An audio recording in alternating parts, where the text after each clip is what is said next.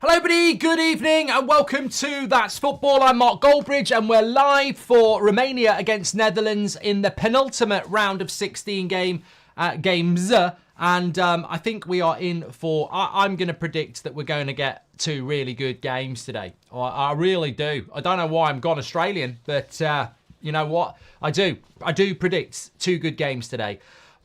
For me, I've been saying to you for a while, Austria-Turkey is low-key the best tie of the round, and it's the last one at 8 o'clock. Turkey have been impressive, and so have Austria, and I really do think that they will make the semi-final. I think that Austria or Turkey will beat whoever wins this game. Low-key. There you go. But Netherlands probably would be favourites in this, but I've been very impressed with Romania.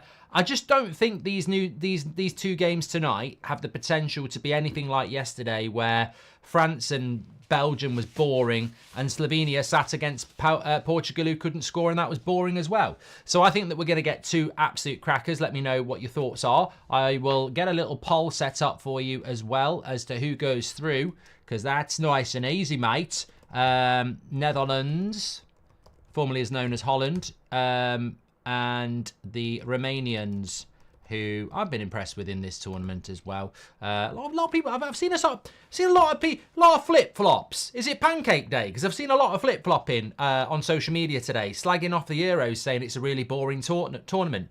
And I think up until England played on Sunday, everyone was saying it's way better than the World Cup. You know, people flip-flop so badly. Everyone knows that the knockout stages get a little bit tense, but in all, I thought Saturday, both games were really good. We saw Germany go through and obviously Switzerland. I thought both those games were good. I thought Spain-Georgia was good. England's game was crap. Belgium's game was crap. And Portugal's game was crap. So today's going to save it, I think. Yes, that's why I'm a little bit late. I was meant to be live 10 minutes ago. I've been eating this beauty. Oh, yeah. It's food. I was just thinking there if I put something else up. But it is food because we're sponsored by HelloFresh. Absolutely banging. Sweet and sticky sesame pork stir fry made by me. Peppers. What do they call those green things? I saw what they were called. They've got sugar pea snaps. That's it. Sugar snap peas. Oh, lovely. It's so easy to make. You get all the ingredients sent to your door. Easy to make. Easy peasy. I literally had this done in under 20 minutes. And the only bad thing is it serves 4. I've had to eat early because I'm doing the match. And they're all having theirs at 6. They've gone out swimming. They're lucky they're coming back to something. It was absolutely delicious. I've also got korma-style chicken and tandoori beef skewers for tomorrow, and then I've got lemon and garlic butter 21-day aged rump steak. You get all the ingredients as part of HelloFresh. I'll talk to you what it's all about in a moment, but effectively you don't miss up on this offer. Don't mess up on this offer. By clicking the link in the description or scanning the QR code, you get 60% off your first box, and then you get 25% off every order you do for the next 2 months. So if you got yourself a box every 2 weeks, you get 25% off every time you do it, 60% off your first box. Obviously, I've got a box of 3 meals, but you get desserts as well. But you get free desserts for life. And I'm telling you now, I had one of those inspiration, you know, the goo puddings that come in the glass bowls. Cookies and cream. Absolutely incredible. So you get free desserts for life on every order, 25% off for the next 2 months, and 60% off for your first order. And you can order 4 or 3 meals delivered. Everything comes easy to follow instructions on the back. It's all there for you, so it just tells you what to do. It's so easy. Delivered to your door. Check it out. I'm telling you now, brilliant. Absolutely brilliant. Scan the QR code or go through the link in the description. Big shout out to HelloFresh, but that's why I was a little bit late, because I was devouring that, and it was very, very nice. Koeman is even worse than Southgate. He plays with Bergwijn instead of Malen or Frimpong. Mate. We'll talk about HelloFresh again in a moment, but let's say hello Dutch. Mate.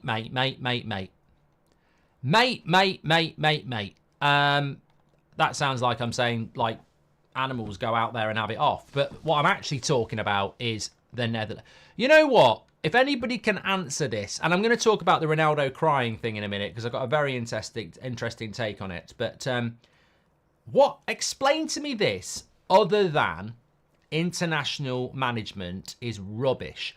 I genuinely think, and I'm putting myself out there because we'll get loads of views. I can do vlogs of every game. I genuinely think I could manage an international team. I really do. I'm not, don't give me the French job. Let's not go, let's be fair. I don't want to dominate world football for the next decade. But you give me, the Czech Republic job or the Ireland job or Northern Ireland job or, Norway, I'll do well. I just think the coaching is crap. Like, they use the excuse that they don't get the players very often, so they don't play good football. I know it was only a charity game, but I turn up an hour before the Sidemen charity game and we still pass the ball out from the back. Like, international football is crap. And they use the excuse that we don't get the players together very long, right? Their selections are crap. Their subs are scared. They're cowards. They don't dare take off play. Look at Martinez last night. Didn't dare take off Bruno or Ronaldo. I'm not saying he should have done, but he doesn't dare do it anyway. Southgate doesn't dare take off Harry Kane unless we're winning. He never takes off Harry Kane if we're losing or if we're drawing, right? So you've got coward, crap coaches in international football. Martinez for Portugal, Southgate for England, and Koeman as well. He's the same. He's absolutely the same. Look at his team, right? Verbruggen, Aki, Van Dijk, De Vrij, Dumfries, Reinders, Schuiten, Gakpo, Simmons, Bergwijn, Depay. But look at his bench. Xerxes not played a bloody minute. I can't remember Brobby coming on either. Van der Ven's on the bench. Weghorst has played really well on the bench. Wijnaldum, I know he's getting on a bit, but Maatsen, who is very, very good and has had a great season. Malen is definitely better than Bergwijn and Depay this season. And Frimpong, just been in an amazing Leverkusen side on the bench. De Ligt, we've mentioned as well. Just incredible. This international manager niche is incredible. Absolutely incredible. I find it really incredible, as I've said before. So that's your Dutch side. I want Romania to win. Can I just shock you? I want Romania to win. And the reason I want them to win is because I've just had the Romanian team up on the screen for you. That's the Dutch team, isn't it? I couldn't read. Let me just leave the Dutch team there for you so you can have a look at it. In relation to the Romanian side, I've done a little bit of work on the Romanian national side, and basically it's a little bit of unknown, as we've said before. I think they've had a really good tournament, and I think what Romania are is they're a sum of their parts team, aren't they? A little bit like Austria, a little bit like Slovenia. Most of their players don't play for big clubs.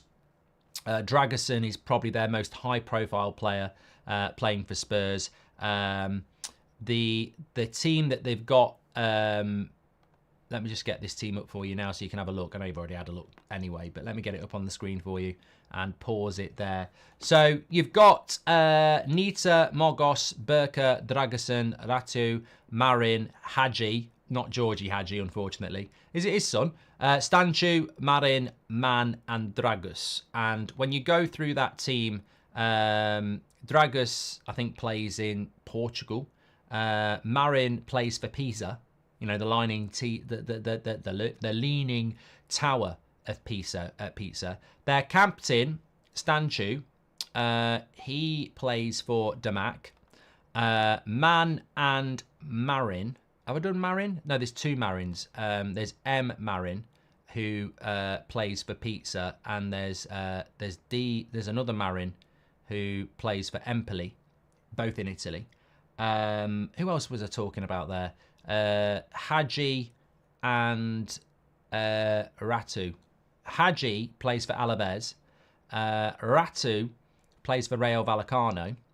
Dragusin plays for Spurs, and then you've got Berger, and who plays for Al Okdu, and you've got Mogos, who plays for Cluj, and then their goalkeeper Nita plays for Gaziantep, who I would guess is also Turkish. Pardon my ignorance. So yeah, there are some of their parts, Romanian team, and Did you see the offsides call in the US game, says Baited? No, I haven't watched any Copa America. And MP says, Romania team don't have the quality, but definitely have the passion and the fight and the spirit. And Ben Jr. says, I believe that Romania can pull it off. There has to be a story somewhere, and I believe Romania can be that story. I hope so, because it means that Delit and Xerxes will make their mind up quicker. Thanks for those super chats that have come in, by the way, from MP and Ben and Baited Acrobat. Thank you. And Jimmy's just done one as well. He says, hey, Mark, thank you for all the work you've been doing in these busy times. Have a pint on me whenever you're out. Well, I've actually got a couple. Well, I'm busy on That's Football this week because Beth's away, so I'm doing 3 shows a day. But Euros-wise, after tonight, and I'm looking forward to both these games tonight, Euros-wise, we're back on Friday, 5 o'clock, Germany against Spain. 8 o'clock, Portugal against France. Might be a bit boring, that one, to be honest. Massive game, but might be boring. Both teams have been not good, but Germany-Spain's going to be an absolute classic at 5 o'clock.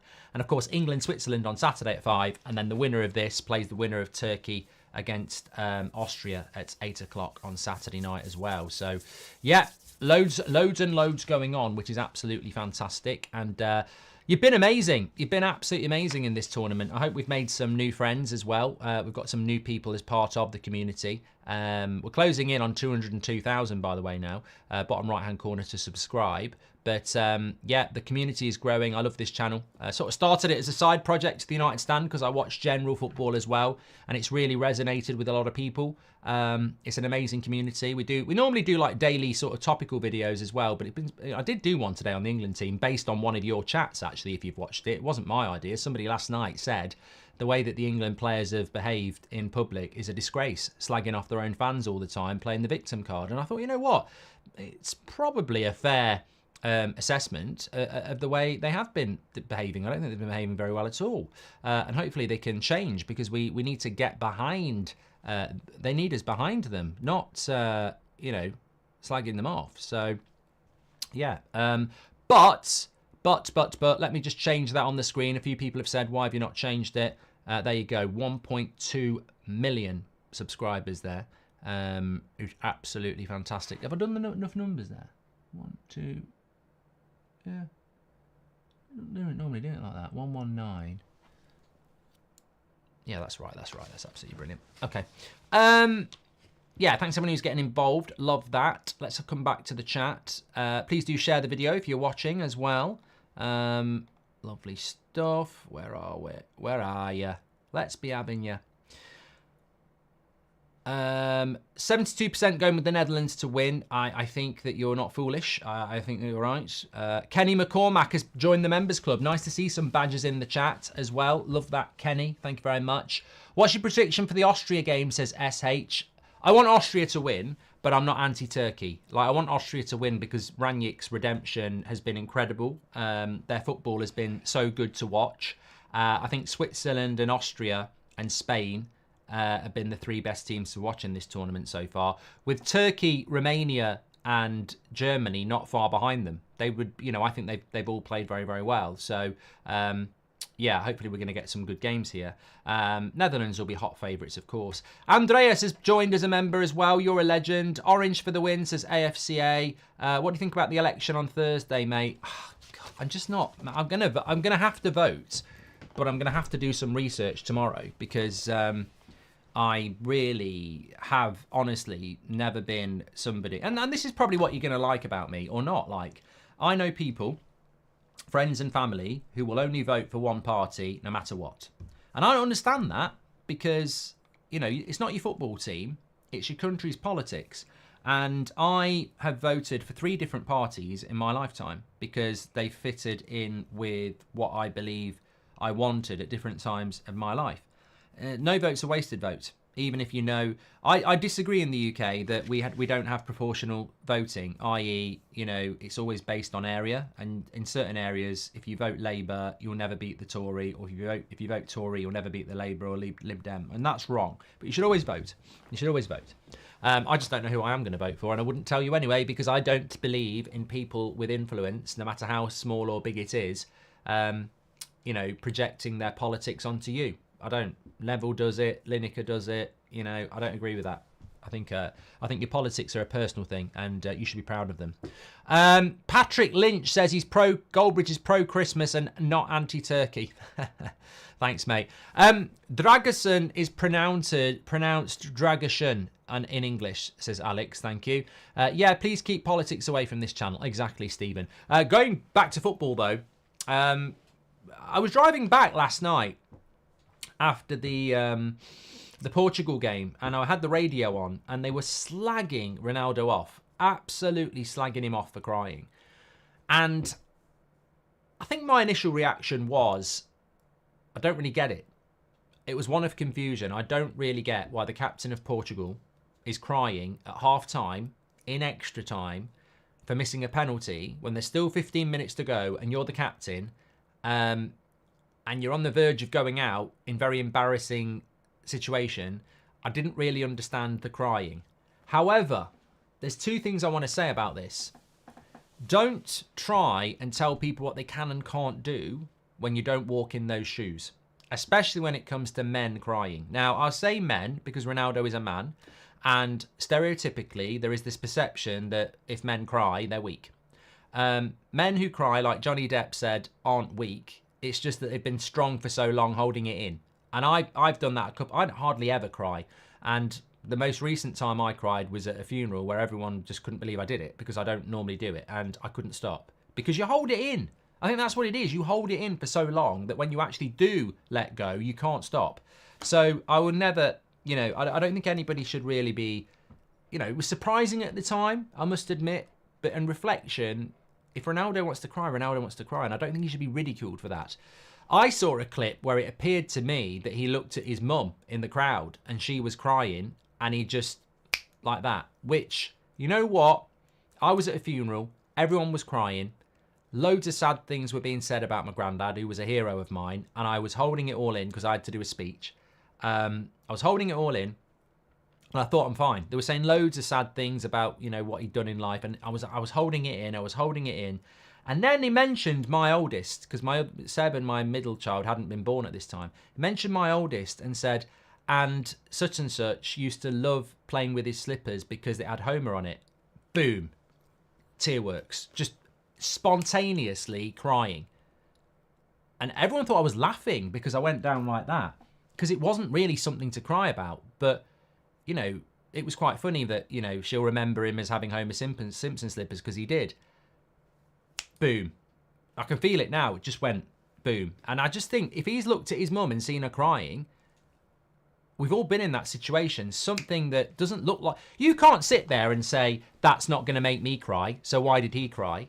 I don't know whether that was the thing, but when I saw that clip today, I thought, I went back to that funeral, I thought, nobody could understand when I started crying because there'd been loads of worse stuff said and loads of sadder stuff said. But for me, that was personal.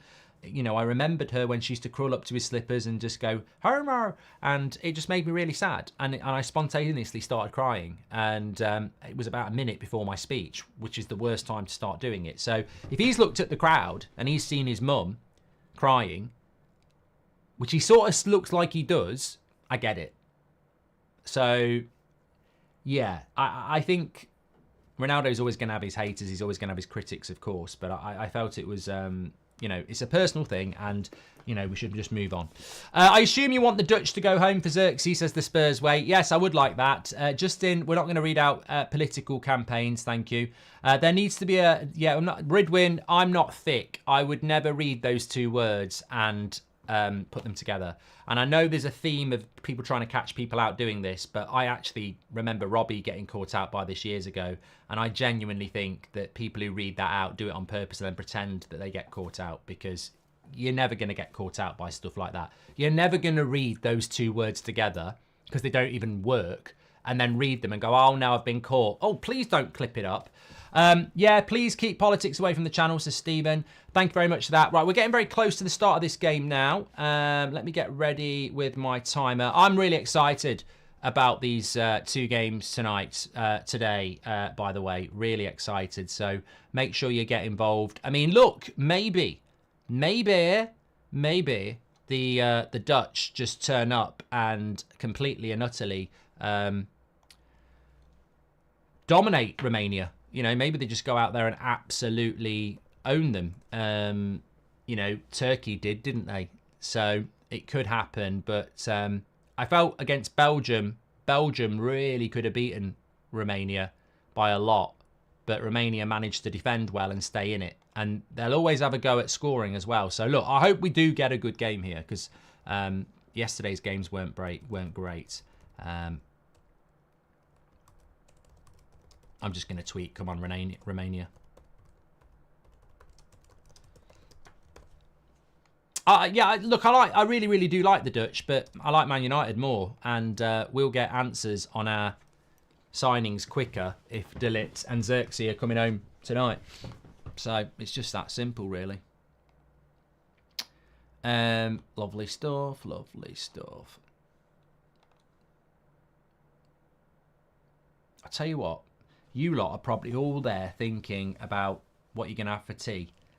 The great thing about having your dinner early, because I had my dinner at 4:10, is I just feel so energetic and full at the moment. Absolutely lovely it was. I'll have a little snack in between the next games. I'll have my dessert. I'll have the cookies and cream, bit of Greek yogurt on it. That'll keep me going through the... In fact, I'm definitely going to have that. Free desserts for life with HelloFresh. Lovely stuff.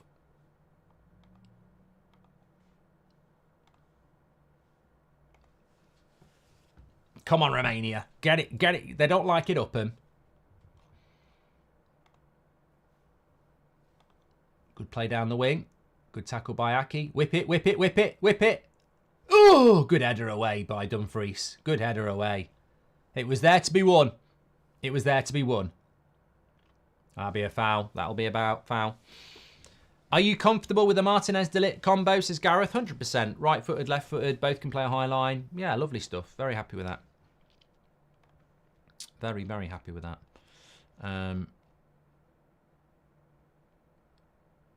Yes, it is free desserts for life. Somebody said free desserts for life. It is. So we're sponsored by HelloFresh, just while they're looking at this replay on a header away.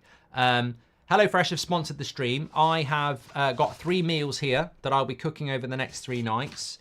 Lovely stuff. You get a card, all the ingredients, and then the instructions on the back, which are so easy to follow.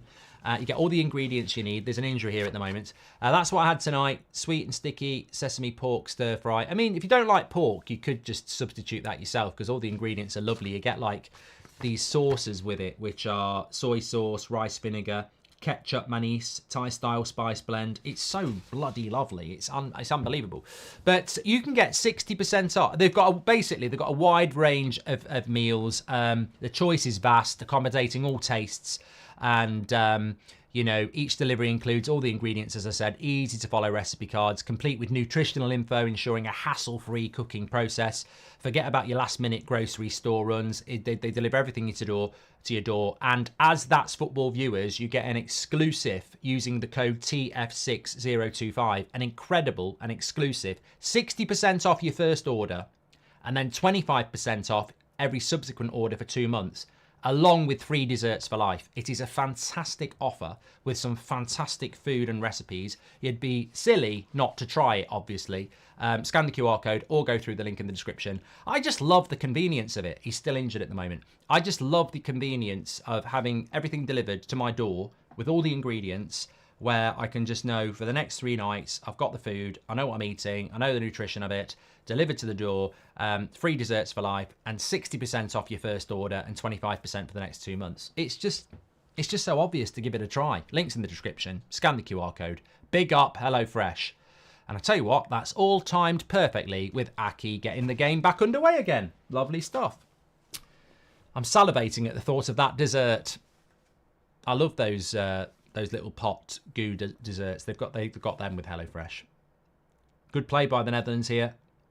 He's offside. Are you comfortable? I've done that one from Gareth. Start, bench, sell, peep show, Gavin and Stacey in between us, says Goldio. Oh, I'd have to sell peep show even though I liked it, and Gavin and Stacey and in between us is close, but just because I don't like Gavin or Stacey, even though I like everybody else in it and I like the show, but I don't like Gavin and Stacey, I'll start in betweeners and I'll bench Gavin and Stacey. Yeah. Phil Mitchell says he'd sell Gavin and Stacey. It was a very good one. I liked that from Goldio, actually. We like a little bit of chat amongst the football, so I did like that one.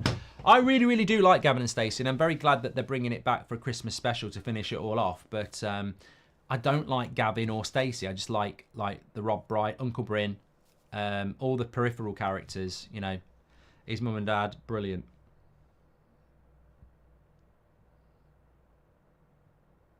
Solskjaer's in the crowd. Well, Ollie could easily do international football. I'm surprised if you know, Solskjaer would be perfect for international football.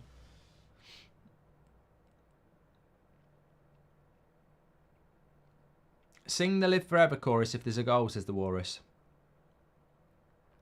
He's got a net on his head. Has he cut his head? Yeah.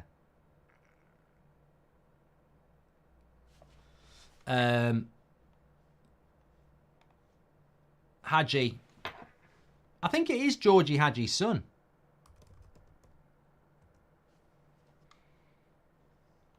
I actually think it is his son because they showed Georgie Haji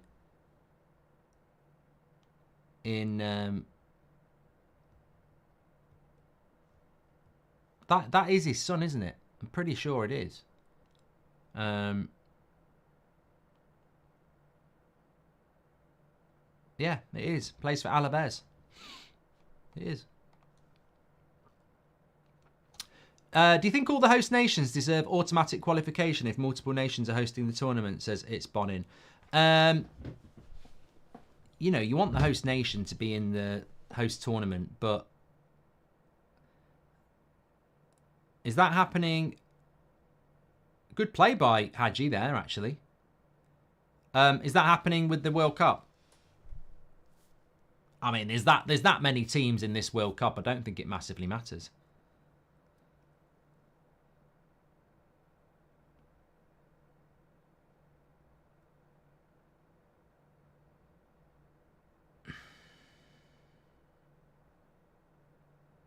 Good play by Haji there. Rubbish start, bench, sell from Goldio as usual, says Alex G. Oh, I love it when people start arguing. As long as it's, you know. Alec Davies says it is his son, Mark, and he was on loan at Rangers. Well, I can tell you a little bit of story about him. He's 25. He's an attacking midfielder. He actually does play for Rangers, but he's been on loan at Alaves, and he's got 38 caps for Romania. So I don't know whether he'll be back at Rangers. Well, he will be back, but I don't know whether they'll be using him or not. Start, bench, sell. Coogan, K, Gervais. That's a very good one. Again, I find it hard to split Coogan and Gervais. I'd have to bench K, even though I do like him. Oh, bad ball out. Romania have got it. This is what you want for Romania. Every game I've seen Romania, they are vulnerable defensively, but they will get forward. Like, I love Romania, and I liked Georgia. You know, Slovenia and Slovakia, I think, were a bit too defensive for me. Maybe England brought out the worst in them, but Romania, Georgia, they do have a go. And in every game I've watched them so far, they are capable of creating chances. Mark, I've played the game, says Thirst. So yeah, I'd bench Peter Kay. I'd sell Peter Kay. Who would I bench out of Coogan and Gervais? I think I'd have to bench Coogan and start Gervais simply because they've both done a lot of stuff. I love the trip. I love Alan Partridge. I quite like Saxondale even, but it's the similar thing with Gervais. Office was brilliant. Extras was brilliant. Afterlife was brilliant. But I think what tips it over the edge for Gervais is I really like his stand-up as well. So I would just give it to Gervais, yeah. Kane will decline fast and Bayern will sell to Saudi, says Gareth. A lot of people got it in for Harry Kane at the moment. I just don't think he's fit. He had an ankle injury coming into the tournament that he'd only just recovered from. And, you know, fitness is a problem. Go on, close him down. I don't rate. I think 8 o'clock game goes semi-final. I think Turkey or Austria will beat Netherlands. And obviously Romania would be the underdog if they got through. But tell you what, this first 10 minutes is already better than both games yesterday. The pace to it is so good. It's really quick. And credit to Romania, because every game I've watched Romania, the pace of the game and the intensity has been really open. And I knew these two games today were going to be good. Good save by the keeper. Depay was in there. I think there was an offside though. Really good start to this game. We're back. The Euros are back. Lovely stuff. Make sure you subscribe, by the way, bottom right-hand corner. Why can't you appreciate England going through, says Nelly. Oh, no, I do appreciate England going through. I'm just not very happy with them at the moment. I think, you know, it's been a bit embarrassing. You know how I describe England as an analogy? You know, like when you're out with your mates and you know that you are... I mean, I've been in this position a lot. You know, when you're out with your mates and, you know personally that you've got it all going on. The banter, the clothes, the aftershave, the looks, the lot, right? And you go home with something that's below your score, right? You've still scored, but it's a bit embarrassing, right? You know you should be doing better. And that's what England are like. You know, you have scored, well done, but not to the level that you should do. And you're not getting the respect you deserve. And that is what I feel about England at the moment. Very, very happy that we're still in the game. You know, we've shown that we can do that. We've shown we can win, but nowhere near at the level we should be. Nowhere near. And Nelly, I can't tell you how much it means for us to still be in this tournament this weekend. Like, we had to minimum hit the quarterfinal. Is it embarrassing Kane captains young trophy winners, says Alex G. There's a lot of anti-Kane stuff in the chat this afternoon.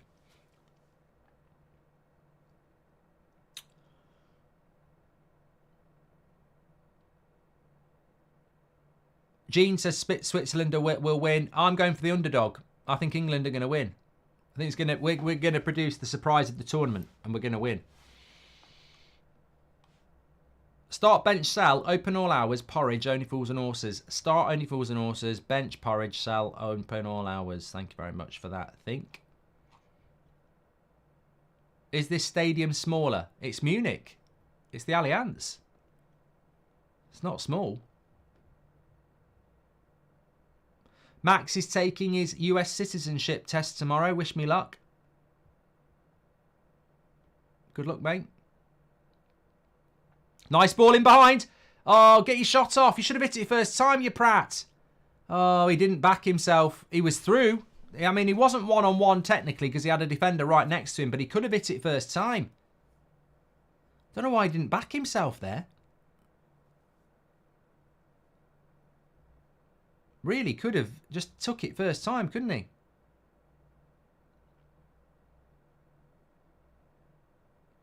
Romania again. He's going to hit that. Oh.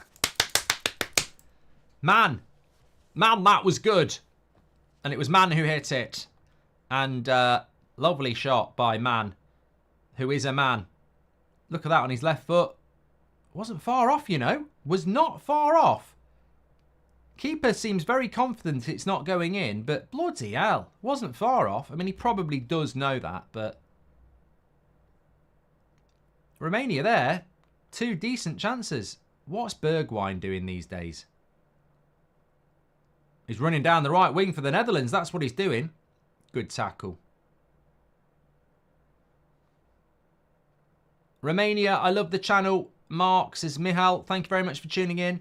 Start, bench, sell, says Ethan. Mars bar, Snickers and Twix. Give me 2 seconds. Mars bar, Snickers and Twix.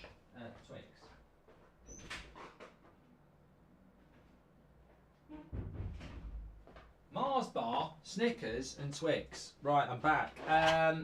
Honestly, that's going to go for a goal kick. Sell Mars bar. Do like it, but sell it. Bench Snickers, start Twix. I've become a big fan of the Twix in recent years.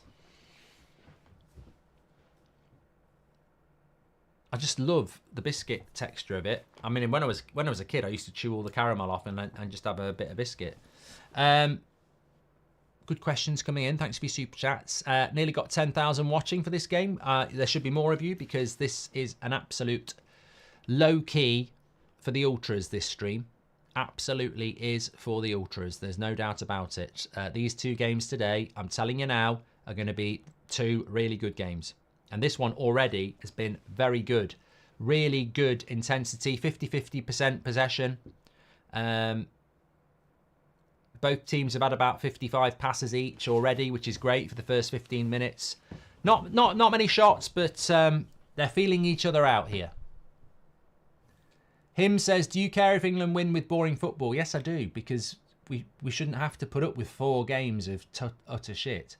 Yeah, I don't mind us having, you know, I remember England in Euro 96. The game against Switzerland, the opener, was crap. The Spain 0-0 in the quarterfinals was crap. But we had a Scotland game, a Netherlands game, and the Germany game that were brilliant. Romania is strong. Lots of people are liking Romania so far. Alex says ultras, ultras, ultras.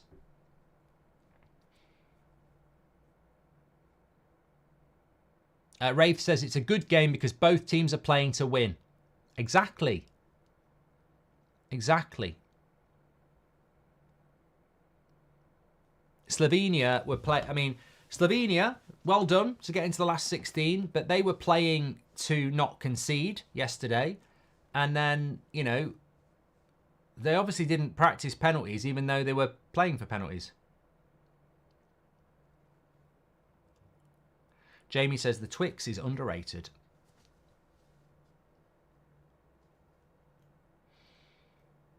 I'll tell you what I don't understand about the Netherlands, and you'll have your own little niche things. I mean, I don't really understand why Bergwijn is playing, if I'm being completely honest, when I think there are better... I mean, you could actually start Xerxes. He could play in that position. There are other options as well. But the one that really baffles me is defence, centre-back. I do not understand why De Vrij is playing ahead of Van der Ven or De Ligt. Just don't understand it. Dirty Bubble says, I was at the US versus Uruguay game last night and Ugarte was immense. I'm glad his injury is nothing serious. We must get him. Well, hopefully we will do. Corner to the Netherlands again here. They're sort of turning up the tempo a little bit. They've had 3 corners in the last couple of minutes. That's a crap corner. Will would be furious. It's not beating the first man. But they're still on the attack with Aki back into Memphis. Can he get his cross right this time? No, blocked. Still with the Netherlands though.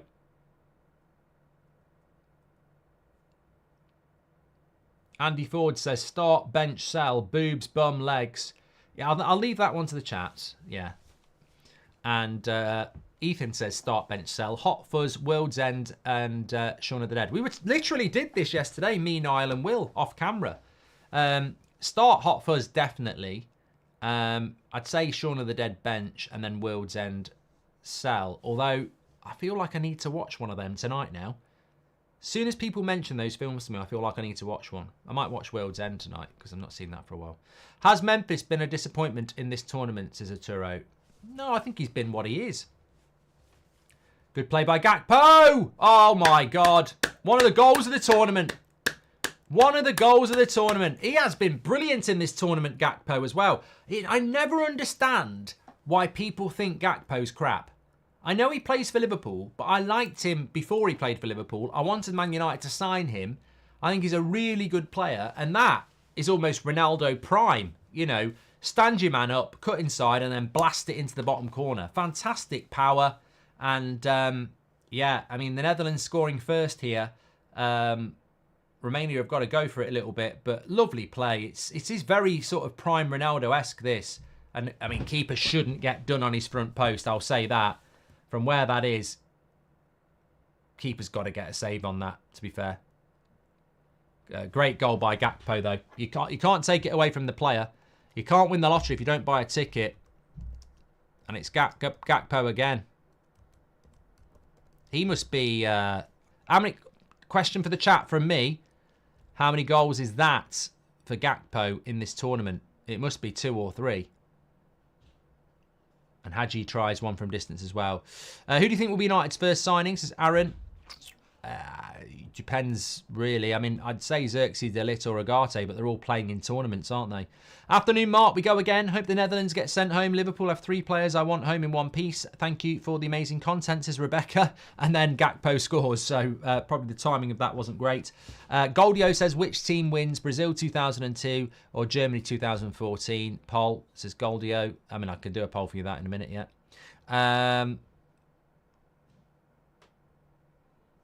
I will do that for you now. Well, 68% of you said that Netherlands would win this game. 32% went with Romania. Let's get Goldio's poll. I mean, a lot of you probably won't be able to answer this because you probably weren't alive to know. But either or, Brazil 2002 or Germany 2014. There you go. They're still on the attack here. Memphis. Romania just need to settle down a little bit here. Harum says, for England, it's better that Romania wins this match because when England get to semi-finals, Netherlands is the strongest team among this bracket. I disagree. On paper they are, but I think that, as I said, I think Austria and Turkey will give them a game.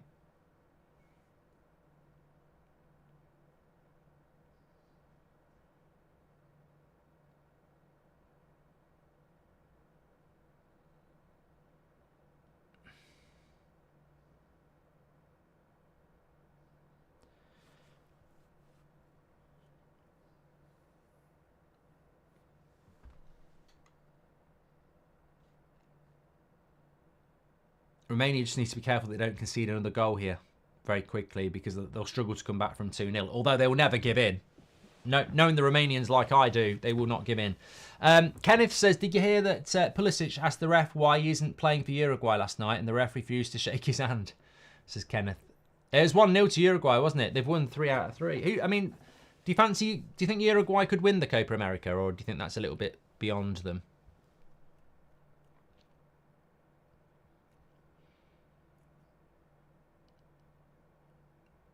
Start, bench, sell, Pirlo, Rodri or Busquets. I will start Busquets. I will bench Rodri and I'll sell Pirlo. That's my honest opinion. I do like Pirlo, but Romania need to settle here. They really do. They're always looking to do something, though. They do spread the pitch. Oh, great tackle that. Has that gone for a goal kick or a corner? I think it's gone for a goal kick. This is a good play by Romania. He cuts it back and the... I thought Nathan Aki had got a tackle in, but I think he's actually just missed, gone wide. Shane Smith says Uruguay's going to win it. No, it's gone for a goal kick. He scuffed it wide.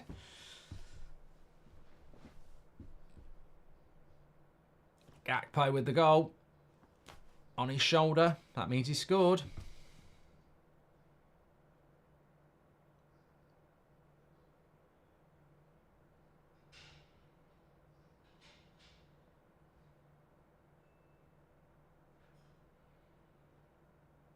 Brazil 2002 has got 63% of the vote over Germany, Goldio, and you were Team Germany 2014. Kian says this might be game of the Euros so far. Well, I predicted this, and it'll be the same at 8 o'clock as well. If you like football, you know, I've watched every single game, and I knew this game would be open. Netherlands want to play openly anyway, and Romania always have a go. So, start, bench, sell. Moretti, Peroni, Corona. I'm not really a beer snob, Reese, but yeah, I'm really not. I quite like Corona. Very rarely get Corona on tap. When you get Corona on tap, on draft, lovely.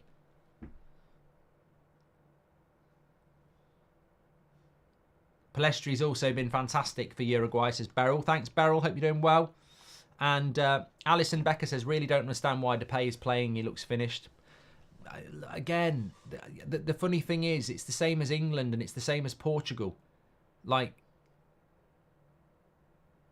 this is not even the team that the Netherlands should be picking. And remember, the Netherlands lost De Jong and Koop Miners before the tournament, injured. So, but it isn't the team they should be picking. Like, I definitely think that Koeman, much the same as Martinez and Southgate, picks his favourites, because I don't understand why De Vrij plays at centre-back, and I don't understand why Memphis plays every single game. Oh, I thought he'd scored. That would have been clippable gold, because Memphis put the cross in and De Vrij headed it into the side netting. I would have been owned in 4K here. I don't understand why Memphis is playing, and I don't understand why De Vrij is playing. Memphis puts the cross in and De Vrij heads it into the side netting. It could have been. It could have been. But that's why I'm right. Thanks everyone who's tuning in, by the way. Please do subscribe. Bottom right-hand corner. We've hit 1.2 million, and we're on the road to we're only 70 subscribers away from 202,000. So get involved. Thanks, everyone. Love that. Netherlands are going through a really dominant patch at the moment. That's a nice ball into Memphis. Good tackle. Good tackle. Well timed. Dragishin. I'm going to close that poll, Goldio, because Brazil 2002 has 62% of the vote to Germany 2014's 38%. My view, I think you might have been right with Germany, because I didn't actually rate that Brazilian team that much. I think England should have knocked them out. 3 says, what is your prediction for Austria versus Turkey? Sonny, thanks for your super chat. Corner from Netherlands cleared away. I want Austria to win, but I think it's going to be a cracker. I think it's going to be really close. Yeah.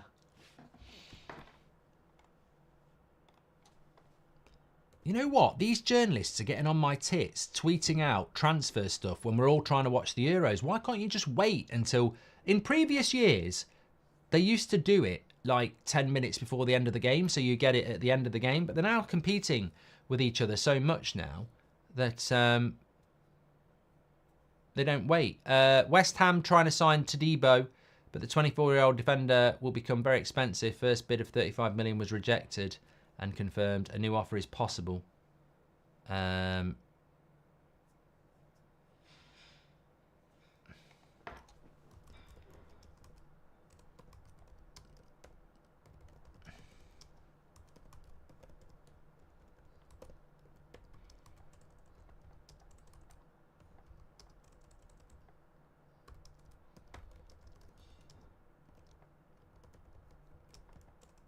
Just pisses me off, to be honest with you, because he wanted to come to us and we wanted to sign him, but UEFA have screwed us. Start, bench, sell: Cannavaro, Vidic, Ramos. I loved Cannavaro, so I'll start Cannavaro. I love Vidic, so I'll bench Vidic and I'll sell Ramos. Yeah, easy for me, James. Donny Bravo says, what is it with all the crazy Romanian haircuts? I hadn't really noticed, to be honest. Lovely. I tell you what, Romania need to get their heads up here, because it's only 1-0, and since it's gone 1-0, I mean, it's complete. If you're listening to this and you're not watching the game, imagine Gareth Southgate, England. When we score a goal, no matter how crap the opposition is, we park the bus. The Netherlands are doing completely the opposite. They've scored a goal, and they're now putting more pressure on to try and win the game. If this was England, we'd be parking the bus against Romania now. It's incredible how other countries get it, and Southgate thinks you're meant to defend when you've scored a goal. Because the Netherlands are dominating now. It was quite an equal game at 0-0, but since it's gone 1-0, they're actually dominating. No lie, no lie.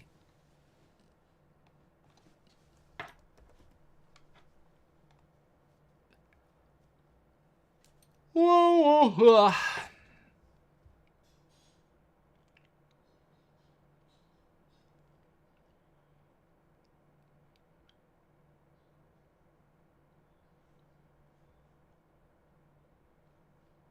Tired.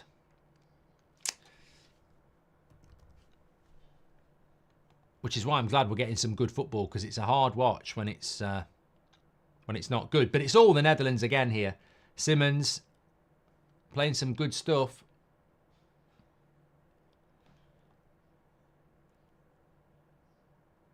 Lovely reverse pass. Dumfries, if that's a goal, oh, brilliant, brilliant defending by Dragusin.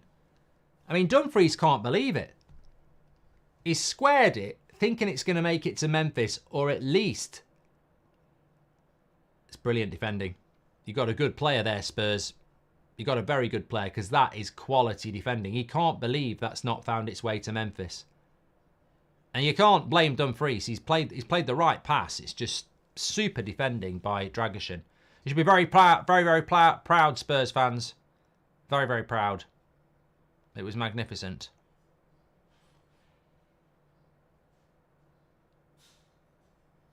Another good cross.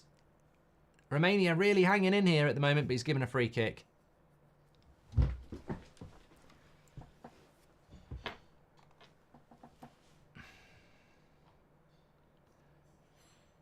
Where is Frimpong? On the bench, mate. The Netherlands are like England and Portugal. Crap coach.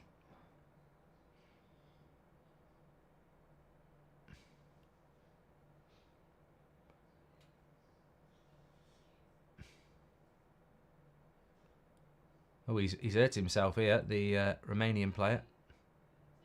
I think he might be a bit winded. I've been in that position before. I've been winded. Thanks for the super chats, by the way. What do you think about Dewsbury Hall to Chelsea, says Aidan?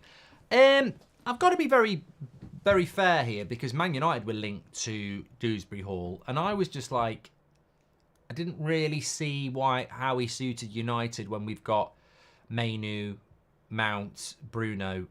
What I've seen of Dewsbury Hall is that he's more of an attacking midfielder, and I don't really see that we need that type of a player, really. So surely he's a Conor Gallagher replacement. Surely they're just going to sell Gallagher for 50 and use Dewsbury Hall for 30 and make 20 million. That's what it looks like to me. It looks like they're going to sell Conor Gallagher now, and then Dewsbury Hall will be the Gallagher replacement, and they make 20 million. That's what it looks like to me. I don't know whether I'm right or wrong on that. Start, bench, sell. Saliba, De Ligt, Stones. Saliba starts. Between De Ligt and Stones, I probably would put Stones on the bench, and I'd sell De Ligt, because you're talking about Stones and Saliba, who I think are very, very good centre-backs. I think they actually are better than De Ligt, so, you know. A few people saying red card. I don't think there's any debate about that. I think it was nowhere near going to be a red card. What do you think happens to Gallagher if Gray is at Spurs, says Blues enthusiast? Yeah, well, it's a good point, because Chelsea do want to sell him. Is he going to Villa? Villa haven't replaced Douglas Luiz, have they? So I think he probably goes to Villa, doesn't he, if they've got the money? I think with Conor Gallagher, they're obviously waiting till after the Euros. I reckon there's a deal there somewhere. There's a few players that are, you know, I think they're very obviously waiting. Well, Man United have got a couple, haven't we? Xerxes and De Ligt are very clearly waiting to do, you know, their Euro stuff before they sign.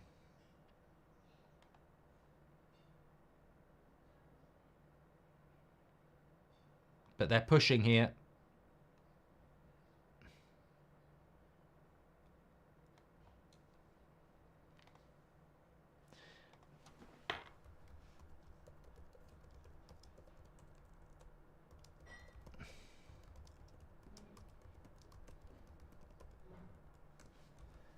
Nice ball out wide.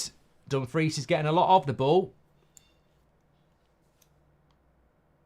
I'll tell you what, I think someone like Frimpong would love a game like this. Some Spurs fans are saying it doesn't affect us getting Gray anyway because he'll be used as a sub. Gallagher can start. Tony Okafor says, De Vrij is surely better than De Ligt. Starts every week for Inter, who are champions. There's no way De Vrij is better than De Ligt, mate.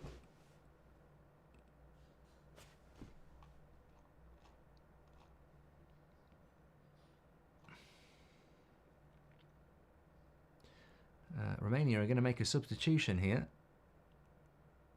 He wasn't ready.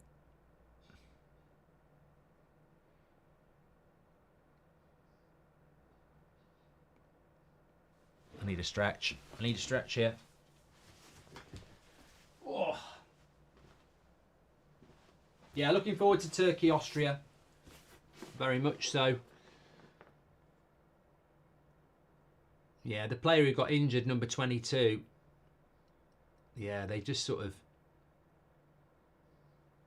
Yeah, I tell you what, that probably did hurt him. He got absolutely body checked, didn't he? Right in the chest. He's had to come off. Ben says, have you ever thought about a standing desk? I have. And I'm hoping to get one for the new season. That's going to be my biggest transfer of the summer. Could have broken a rib, says Ryan Powell. Definitely. It is on my list. I'm going to re-add it to my list because I've lost my list. Dumfries is a tank, says Ethan.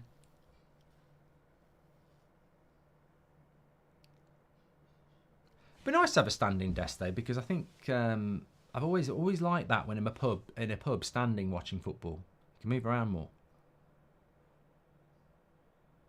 Mark Ty Bones says, Mark, I agree that Bergwijn starting this game was weird, but he's honestly cooking. Looks very good. Philbert says, it's coming home, bruv. Believe me.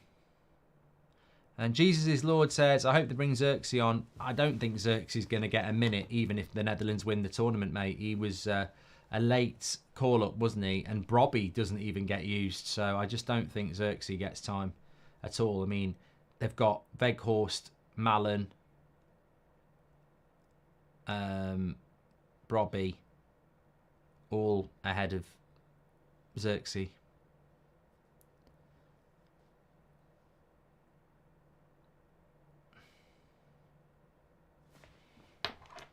Who's gonna run your wild horses? Who's gonna run?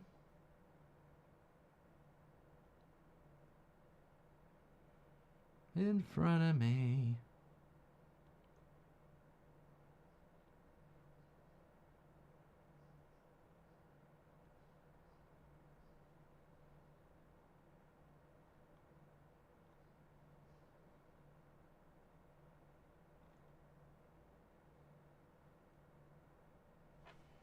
Nice ball over the top. I tell you what, the Romania just can't get back in here. It's Memphis who cuts it back. Romania just have lost all belief at the moment. By a thread, they are hanging on. The Netherlands are absolutely dominating them at the moment. Bilal says Oasis or Take That. That's a poll we're never going to do. Oh, I don't mind if you Take That songs, but come on, let's get serious.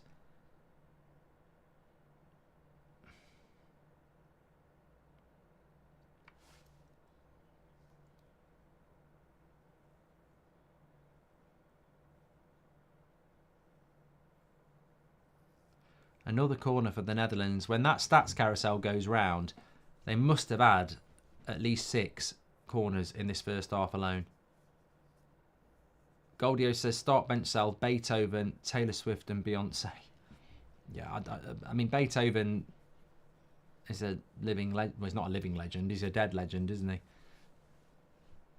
And in fact, I'm not going to bench or sell Taylor Swift. It's just not worth having the Swifties on your back for something that was just a £2 super chat. So I refuse to do that one. Howder says, speaking about list, are you going on the good list or on the naughty list, Mark? Guess the only one knowing is Mr. Santa Claus. Bit early for that, Howder. It's literally the start of July. But, you know, I know people like to get Christmas mentioned early and earlier. But there is absolutely no reason to be mentioning Christmas on a Euros July stream.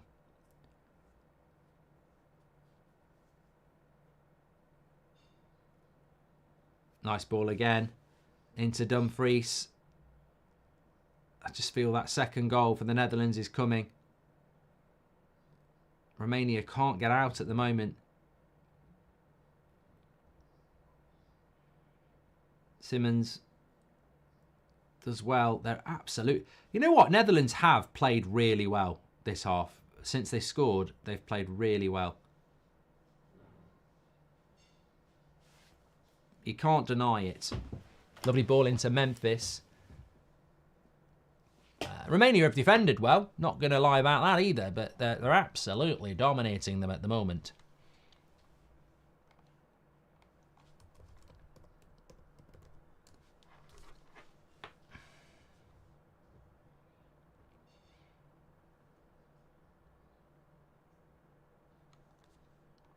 I don't wanna.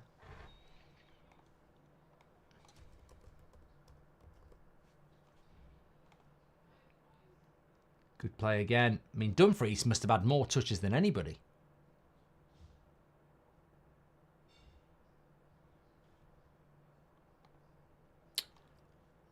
But they're all looking good.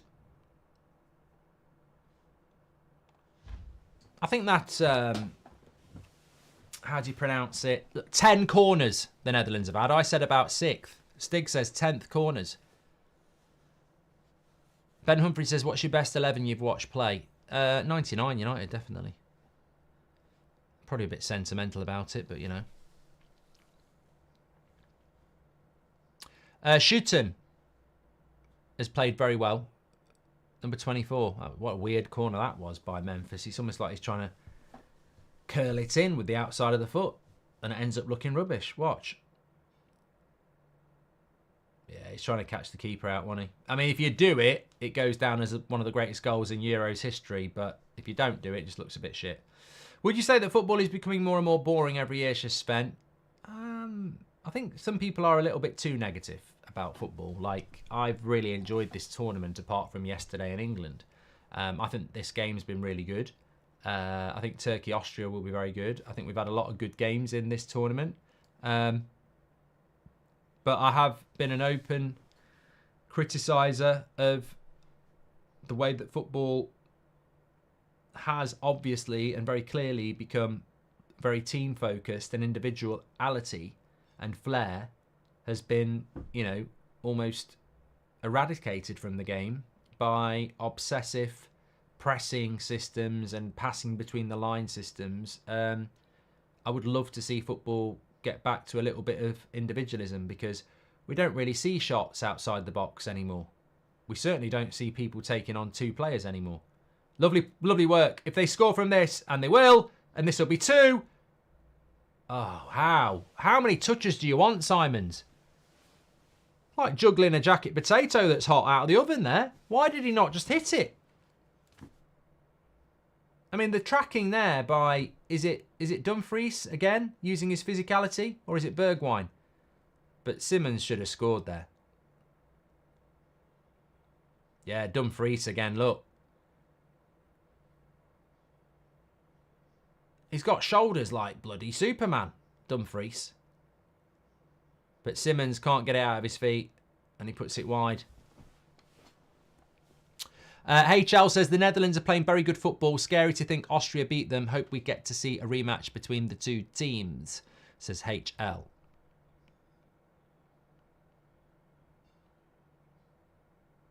Yeah, of course, Austria were in Netherlands group. Well, Netherlands beat France, really, didn't they? Alex G says, Agony Bridge, how early is too early to propose? We'll do that at half time. Thank you very much. Who do you think England needs as LTE? Well, they need a manager. Who do you think was more talented, Depay or Januzaj, says Shahin? I'd say Memphis did more. When Memphis was at PSV before he came to United, he was bloody unbelievable. And he's had a better career, hasn't he? I mean, he's played for better teams.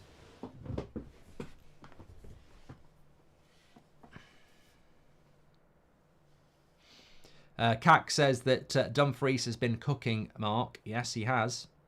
Remember, you can be cooking too.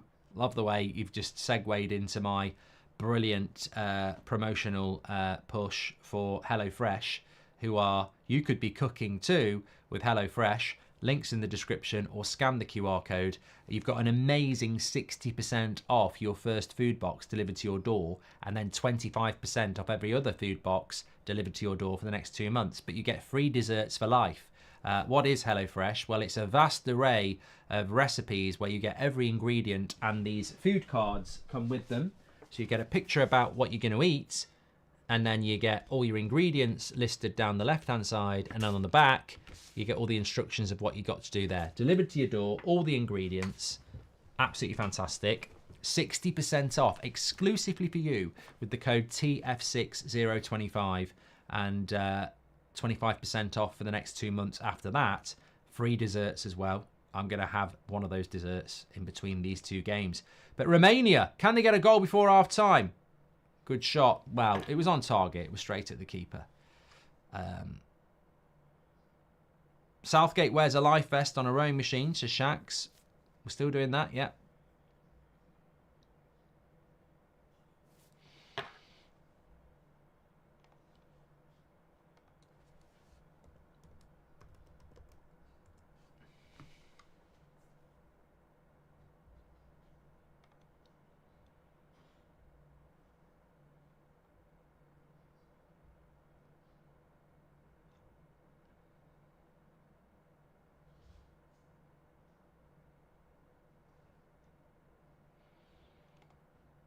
Nice ball. Well, Romania have done better since the last 2 minutes, but they'll still be in the game at 1-0. That's the great thing.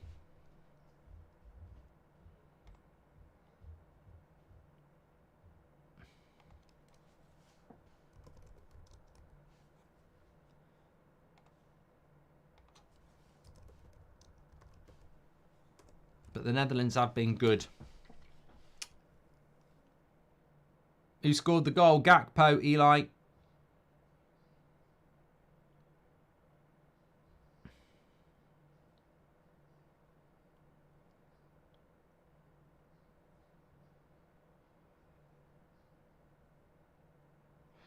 Mayor says, who would you take, Dumfries or Frimpong? I'd take Frimpong. Look, there's nothing wrong with Dumfries. He's always been a decent right back. He's Haji here. Decent cross, good defending by Van Dijk. They'll get a corner. It'll be the last action of the half, but Romania will get a corner here. What do I think of this match, ELC? Very good. We've only had 45 minutes of it, and it's been better than both games yesterday combined. Really good game. Enjoying it. I've got to come back to that. Yeah, if you've got any agony questions you want me to help you out with, I'll come back to that one in a minute. But final action of the half. Cross comes in for Romania, headed away, and he's got the cross back in. I think he'll be blowing up now.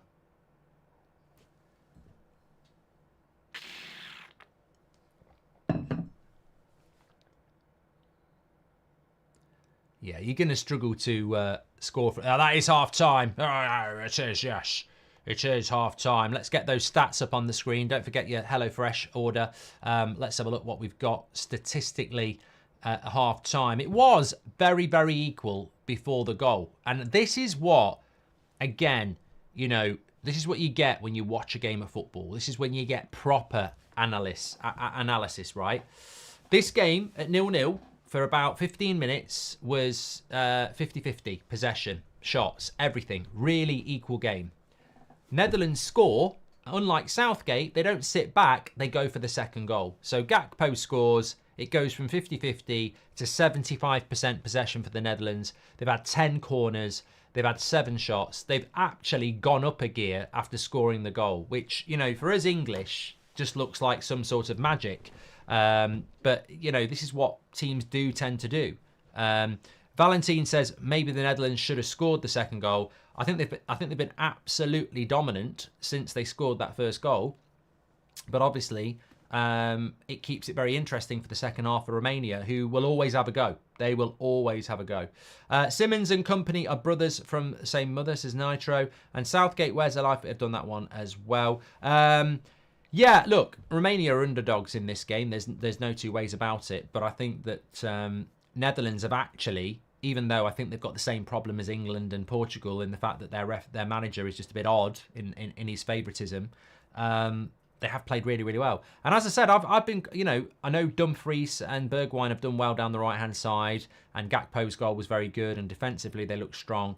But I've liked the 24, Shorten, is it, who I think he plays for PSV. Been very impressed with the way he's just moved the ball around, and I think it's something that probably doesn't get mentioned enough about the Netherlands, that they lost De Jong and Koopmeiners right before the start of the tournament, and that would be the equivalent of England losing Declan Rice and Jude Bellingham before the start of the tournament. Like they've lost two really big players for them, and they've looked good. They've looked really good. Romania, look, they're still in the game. Netherlands will probably feel that they could have got the second goal, but a really good game of football, and I think both teams have certainly played their part. But it's what's impressed me the most is Zaid says he's been impressed by the Dutch midfield as well. What's impressed me the most is since they've gone 1-0 up, they actually went up gears, the Dutch, and that's really, really impressive when you see some of the shit we've had to put up as English people. When we go ahead, we sit back. So very, very, very impressed. Unknown Bizzle says both Reinders and Schotten have been very good. Yeah. Well, I know more about Reinders, or Reinders. Schotten's not a player I know a lot about because I don't watch a lot of Eredivisie. Who does the winner play in the quarterfinal? So the way the quarterfinals look at the moment is we would have a... well, look, Friday is the day, really. Friday is an absolute cracker. Spain-Germany is the tie of the round. I mean, Spain-Germany, 5 o'clock on Friday. You've got the hosts, who you don't really want to see going out, but then you've got Spain, who I think are head and shoulders the most balanced and talented side in the tournament. So if Germany knocks Spain out, it blows the tournament wide open. If Spain knock Germany out, I think it makes them overwhelming favourites because they've knocked the host out and they're the best team in the tournament. 8 o'clock, Portugal-France. I mean, honestly, it's a big, big game, but I'm not actually holding out that that'll be a good game because I just think if Deschamps plays Rabiot, Tchouaméni and Kante again, it's just so defensive, and Portugal struggle against defensive sides. But I mean, on paper, it's a very good game. 5 o'clock on Saturday, it's England against Switzerland. I think England are going to win that. I really, really do. And then 8 o'clock will be the winner of this game against the winner of Austria-Turkey, which I think, again, Spain-Germany will be massive. Portugal-France will be massive. England-Switzerland will be massive because it's England. But if Netherlands go through and then Austria go through, I think that'll be a cracking game. I do. So, yeah, 4 very good games coming up. And obviously the semi-finals are a week today and a week to tomorrow. And then the final, I think, is on a Sunday, isn't it? I think I'd be right in saying that. Yes. There was a question earlier that was sort of a bit of advice question. We do Agony Bridge a little bit, and it was Alex G who said, how early is too early to propose? Well, I certainly wouldn't do it on the first date. I mean, I wouldn't turn up on your first date with the ring and then, you're just getting your desserts and go, you know what, I'm in love with you, please marry me, because that's too early. Yeah, I think you've got to at least, find out what football team they support, what the favourite food is, what their opinions are on things like, Breaking Bad and Oasis. What I would do is I would get an Excel spreadsheet. I don't want to make love mathematical, but I would get an Excel spreadsheet of all the things that are important to you. At least 100 questions. It can be as silly as what their favourite colour is.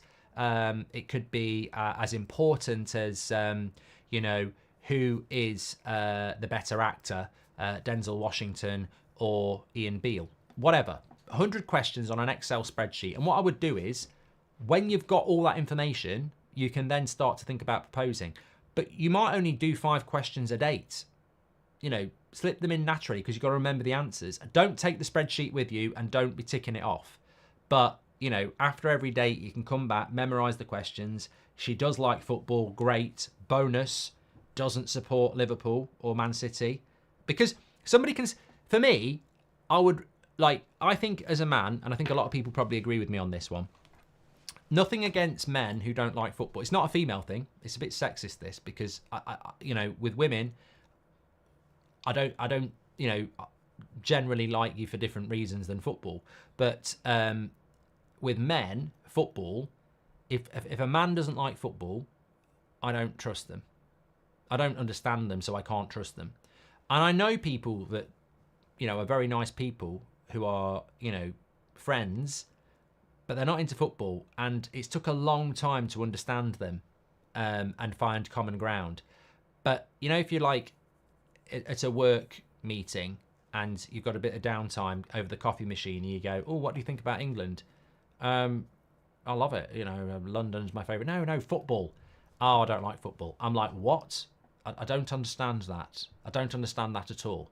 So if you're on your date and you say to your prospective partner, do you like football? And they say yes, big thumbs up. But they can ruin it completely by going, I do like football. I support Man City. I'd trust the person who doesn't like football more than a football fan who likes Man City. So, most amazing thing for me is Dragoshan's defending, says Ben Jr. Yep, he has played very well. He certainly has. But yes, definitely get the spreadsheet ready and have some key questions that need to ask, because there's no point, you know, 2 weeks after you've been married and you find out they don't like lasagna. There's nothing you can do then. Yeah, you need to be finding these questions out. I'm from northern Finland, and it's pretty rare to find other people here who like football, let alone follow it, says Cube. Don't go and live in Finland then, Goldbridge. Klopp and Jose, pick one for England and one for Manchester United. Oh, I can't pick Klopp because he's managed Liverpool. So I'd have to have Jose back. I can't take a Liverpool legend as a Man United manager. It's weird. As much as I prefer Klopp and his football, you can't do that. It'd be like saying to a Liverpool fan, you know, take prime Sir Alex Ferguson or Arsene Wenger. They'll take Wenger because they wouldn't, even though Sir Alex Ferguson's way better. Does Marin get a shot on target next half, says Maria? I hope so. We've still got a game going on here, and it's an interesting one for sure. Turkey, Austria. Yeah, I want Austria to win just for Ranić, really. But Turkey are more than capable of winning that game. I'm very excited about it. Oh, they're showing Bellingham's overhead kick again for about the millionth time. Very good. Perfect as well. He didn't shin it.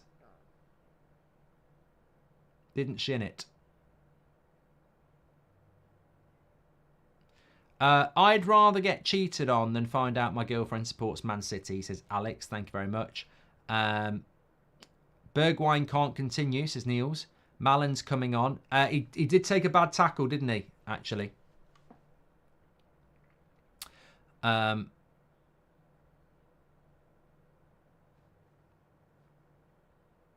Mark, who is the hidden gem of England, says Lath. In that squad, Anthony Gordon. I just can't believe he won't use him. Do you think Jude Bellingham will get the Ballon d'Or, says Eduardo? I think Jude Bellingham, it's a weird thing in England at the moment. And obviously some of you will live in England, but not all of you. Let me run a poll on this. I don't know how to word the poll. I'm trying to think how you do it without making it. Basically, people are starting to turn on Bellingham. And I don't know whether it's just the vocal minority or it's a genuine belief that he is, you know, damaging himself with his interviews and arrogance. But I think he's a fantastic player. There's not really a poll I can do for that. I think he's a fantastic player. I just think, like Harry Kane and a couple of other players, he's in this bubble of Southgate enthusiasm, and that's probably tainting him a little bit. he needs to just be told to shut up, having a go at England fans, and realise that you're playing for England fans. Like, you're not playing for bloody Southgate. You're playing for... What are you going to do? Win the Euros and say, up yours, England fans? Like, it's almost as if when he scored, he thought England fans don't want him to score. It's a weird mentality they have at the moment, but it's almost like they think we don't want him to score, and it's like, have that back. And he genuinely said that. And Kane sort of said the same thing as well. It's a weird mentality going around the England team at the moment, and they're sort of making themselves open to criticism even more. But look at this chance for Sesko last night. Terrible. Everything about it was shit. He took it too early. He could have gone a lot closer. That chance was a massive, massive chance. And Sesko got everything wrong. And maybe he's not ready for it yet. The Bizzo says you could do an arrogant or not poll. Yeah, but he is arrogant. I like that. Ronaldo's arrogant. Bruno's arrogant. Vinicius Jr.'s arrogant. There's nothing wrong with being arrogant. I tell you what, I'm just watching Slovenia's penalties. They were absolute shite. Absolute shite.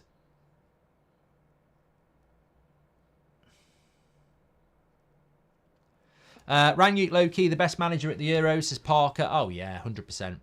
Make sure you subscribe, by the way. Bottom right-hand corner for that. Love it, love it, love it. We are very close to 202,000. And, of course, we're doing Turkey against Austria at 8 o'clock tonight. And I'm very, very excited about doing that game because I think Austria are my team. Switzerland were actually my sweepstake team, but I wanted Austria and predicted Austria to do well. So if they can hit the quarterfinals, I think Switzerland hitting the quarterfinals and Austria or Turkey hitting the quarterfinals, one of them will do it. Is you've almost ticked the box as one of being the dark horses of the tournament, because I think that would be the ceiling for Austria, Switzerland, and Turkey. Quarterfinals of the Euros would basically be excellent. Anything beyond that is epic. So that's what's on the cards tonight for Austria or for Denmark. Yeah, absolutely fantastic. And hopefully we get a good game, and I think we will do. Can Netherlands win this tournament? Well, this side of the draw is a very interesting side of the draw. When you look at it, you've got England, Switzerland. At the moment, it would be Netherlands or Austria or Turkey. So, you know, you're going to end up with potentially, on paper, England, Netherlands in the semi-final, which means one of them goes to the final. So, yeah, you might look at a Netherlands and say they can't win it, but there's no reason why they couldn't beat an England or a Switzerland, and there's no reason why they couldn't beat a Turkey or a Austria. It's the other side of the draw. I genuinely think if Spain get past Germany, they'll win it. That's my feeling. If Spain get past Germany, they'll win it. I think Spain will beat Portugal or France, and then I think Spain against anybody on this side of the draw would be firm favourites. I really do think if Germany knocks Spain out, that doesn't mean Germany are going to win it. They'll be probably favourites because they're hosts, but I think the final is probably Spain-Germany on Friday, because it's hosts against what to me looks like the best balanced side. So I think if Spain beat Germany, they'll win it. If Germany beats Spain, I still think it's up for grabs, because I don't think Germany are the finished article yet, and I think they have vulnerabilities. But home advantage against Spain might be enough to do it. Dar says Austria will win it all. I would bloody love Austria to win it. I just worry whether they've got the depth to do it.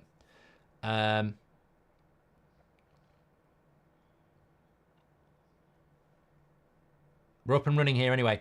Shahin says, Bellingham constantly swears at people on the pitch. He doesn't have a role model. People only hyping him. In that sense, he's different than Ronaldo.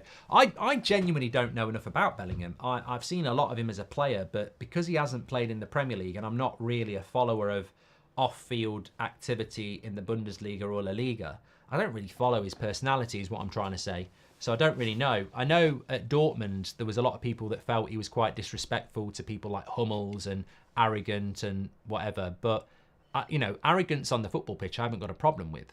My only reservations about Bellingham is how he's behaved in this Euros and how dismissive he's been of, you know, the fans. And that just comes across as, you know, multi-millionaire, I'm better than you, you should be praising me no matter what. And that's a terrible look for anybody. But Harry Kane did it last weekend as well.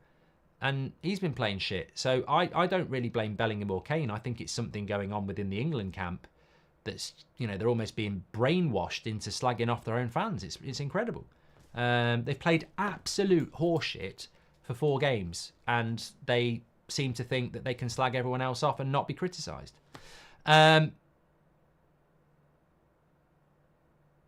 JJT1706 says Lineker was laughing at Ronaldo crying when England would give anything to see one of their players showing any desire. I bet he wasn't. I bet he wasn't.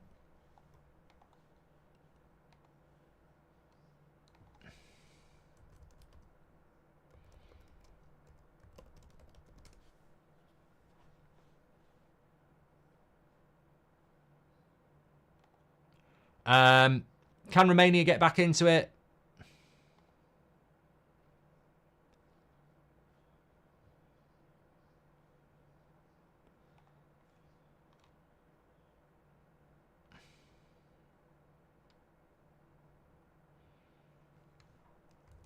Well, they've got a chance to whip a cross in here. It's a good cross. Oh, I tell you what, the delivery on that cross from Romania, from that free kick, was absolutely fantastic. Why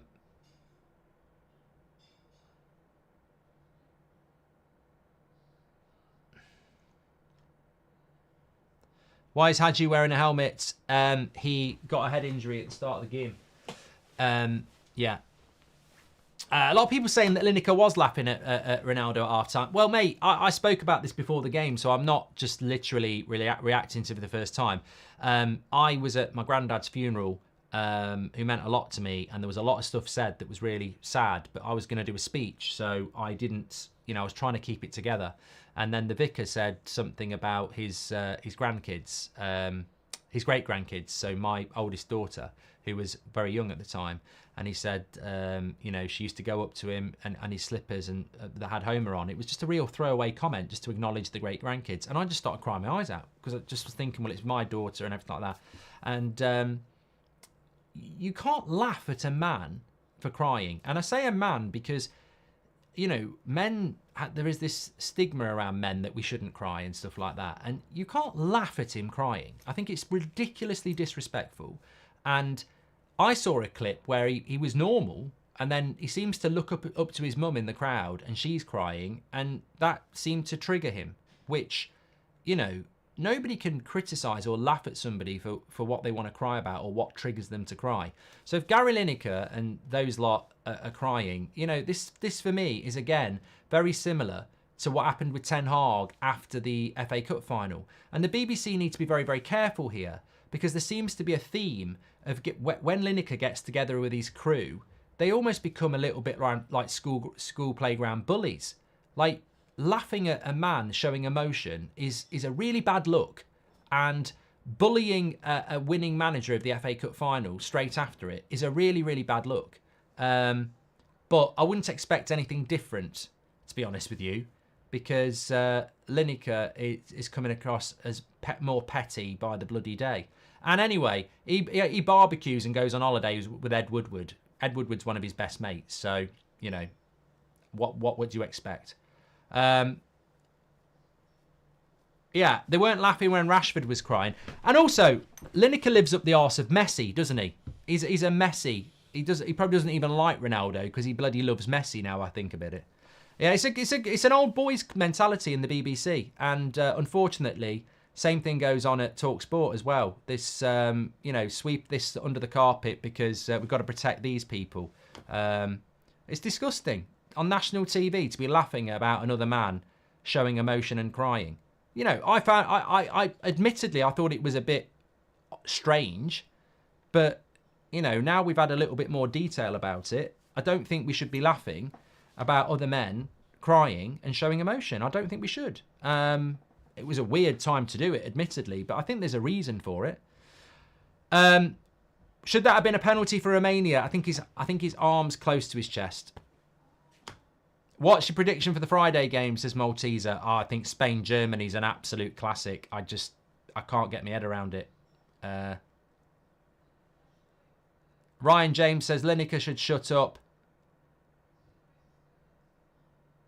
He's a pensioner.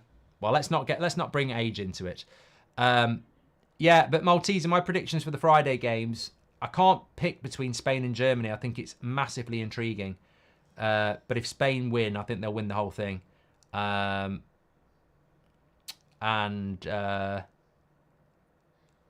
think that Portugal-France is hard because I think it will be very, very tight. England will beat Switzerland. I'm telling you that now. England are going to beat Switzerland. And Austria, Netherlands will be another classic if they get through.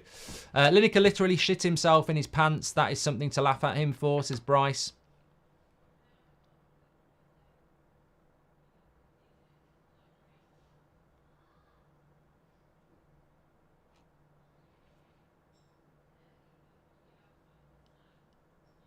I think the Swiss have been very good, but I just think they might get a little bit overwhelmed by... They'd be better off coming into it focused as the underdog, and I think they'll be coming into it thinking they might be the favourites, and that might play into our hands. That's my theory. And I just don't believe that England can play that bad again. You know what I mean? But then again, we have done it 4 times. Five if you count the Iceland game before. Alex G says Lineker loves getting messy on the pitch. But you know what I mean, though? This is the BBC. It's free to broadcast. It's been around for a very long time. And I was disgusted with Lineker and Shearer, the way they spoke to Ten Hag straight after winning the FA Cup. I thought it was disgusting, the way that they treated him. And I can just imagine them. Oh, my God. How have they not scored Romania, the Netherlands there? It's bouncing around that box like a pinball ball. It's there for Memphis. It's poking around, and then the keeper's got it in his hands. How does that stay out, says Lesnide? I do not know. I do not know. It's all over the shop. I don't know. Flocky with the super chat says, when did it become cool to ridicule people when they're vulnerable? That's exactly my point. And you might like the fact that Ten Hag nearly got sacked, and you might like the fact that laughing at Ronaldo crying is good fun, but there's a theme here of, you know, people in very responsible positions doing it, and I just don't think it's. It's almost like they take podcast mode into primetime broadcast mode. And look, maybe 5 years ago, I was like getting approached to do stuff in the mainstream, and they were like, the problem is, you know, you are quite blunt in what you say, and you do swear sometimes. And I'm like, well, that's fine. I'm not going to change. But, you know, there's a blurring of the lines, isn't there? They all do their podcasts now because, you know, that's what they want to do. But then they want to be on the mainstream as well. But then they're behaving on the mainstream like they would on a podcast. And it's horrible. It's horrible to see how Ten Hag was ganged up on when he's just won the FA Cup against the best team in the country. And they're like, you know, ridiculing him, you know, talking about his job. And it's horrible to imagine that they're sat laughing about a guy who's looked into the crowd, seen his mother crying, and it's triggered him to cry. And they're laughing at it. And it just reminds me of like being at school and, you know, the big kids laughing at some younger kid who's fell over. It's not nice behaviour, and that's on the BBC. I expect better than that. And it seems to be happening quite a lot, because what happens is, oh, hello and welcome to the BBC. It's our BBC coverage of the game here. Let's be very professional. La, la, la. Right, we're going to do the podcast now. Oh, yeah. Look at that crybaby. And it's like they don't seem to be able to differentiate between the two. But, you know, the good thing is we can discuss it and give it them back. Mark, here's one. Choose one player from each country left in the tournament to join United, says KFJ.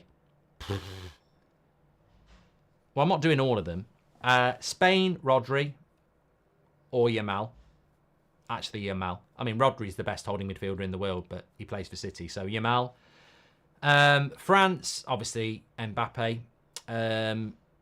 Portugal.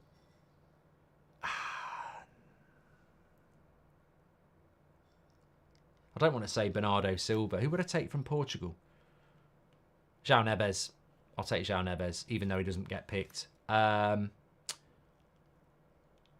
Switzerland. Akanji, probably, really, if you're being completely honest, even though he plays for Man City. Is Romania on the attack? This game is opening up lovely. Lovely play by Shorten again, and look at that pass into Simmons. The game has been so fast-paced. It's been a joy to watch. And here's Malin. Oh, I tell you what, this game's been incredible. It's so good. So good to watch. No jokes.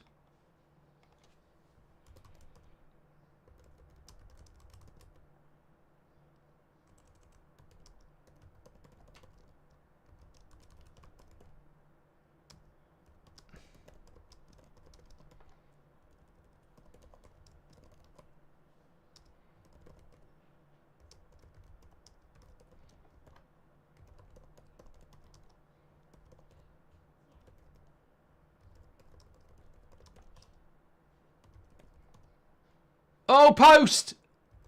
From Van Dijk from the corner.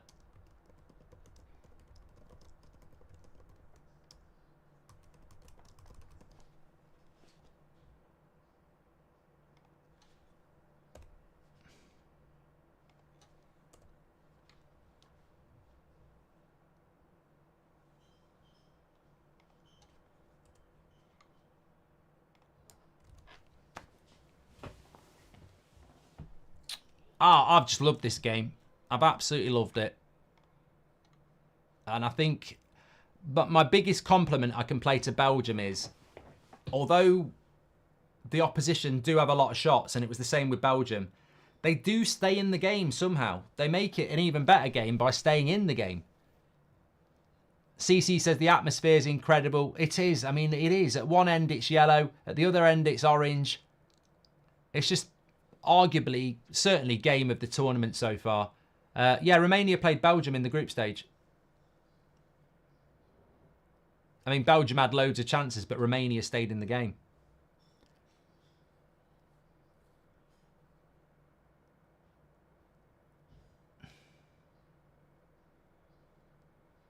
Pass it! Should have gone passing there.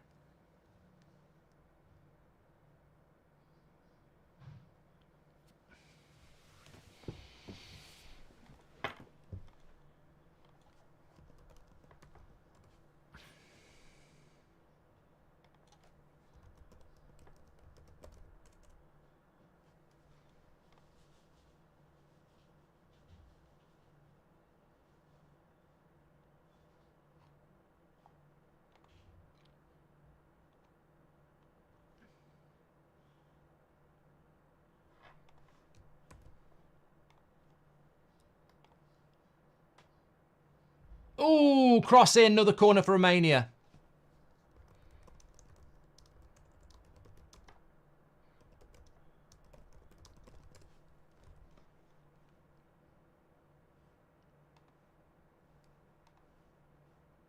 Another corner to Romania. Here it comes. Oh, headed away.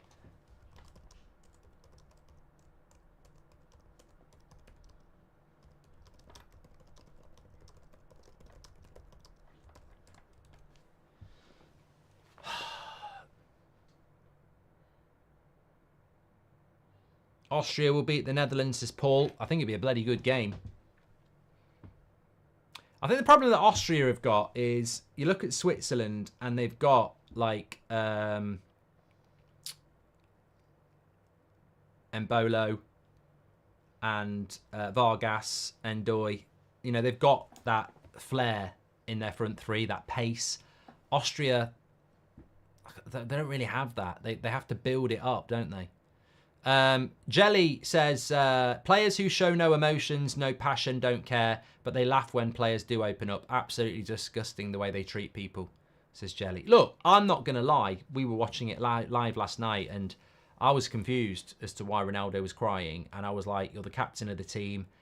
It's only a penalty. There's still 15 minutes to go. You know, I thought it was strange. I thought it was very strange. But then when I thought about it more when I got home last night, I was like, as much as it was odd and you don't normally see it, we don't know, because we don't walk in them shoes, what might have caused it, you know. Oh, great save by the keeper. Good shot again from Gakpo. And what it looks like to me is he's completely normal, looks up to this crowd, sees his mum crying, and it just triggers him, which it can do. Good save by this and a good shot by Gakpo. Any idea what will happen to Donny, says Mwai? I don't know. Thanks, Ali. Mark, choose... Oh, yeah, KFJ, we've done that. Thank you very much. Kieran Parsons says, I'm curious why you think England will beat the Swiss. Not to be a doubter, but we've not played well all tournament. Well, I think, Kieran, you know, that's probably one reason. Surely! Goal! Yeah, no, it's given. I thought he might be offside, Gakpo. And that's the first time we've seen bad defending by Romania. He's got his second goal, Gakpo. Can somebody tell me in the chat how many goals he's got altogether now? It's either 3 or 4. He could be heading for the golden boot. But Romania just seem to be really bad defending here. He's very, very central and he's completely unmarked. And Romania obviously just don't get out. Oh, he's miles onside. It's just bad defending. Unless... if that comes off Malen, he's off. No, he's offside there. That would be his 4th goal. But he's going to be offside because Malen pushes it on.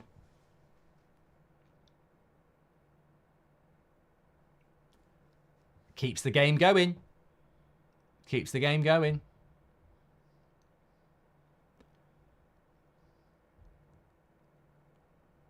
Yeah, definitely be offside. If Malen touches that, he's moved ahead. And he'll be offside.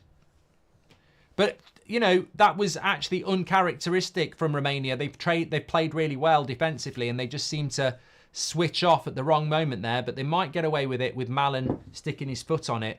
Yeah, offside. Yeah. Brian says he was talking to the sky the whole game and it was probably his son that passed, says Brian. That's what I mean. If you haven't walked in other people's shoes, then it's very easy to, you know, ridicule. But...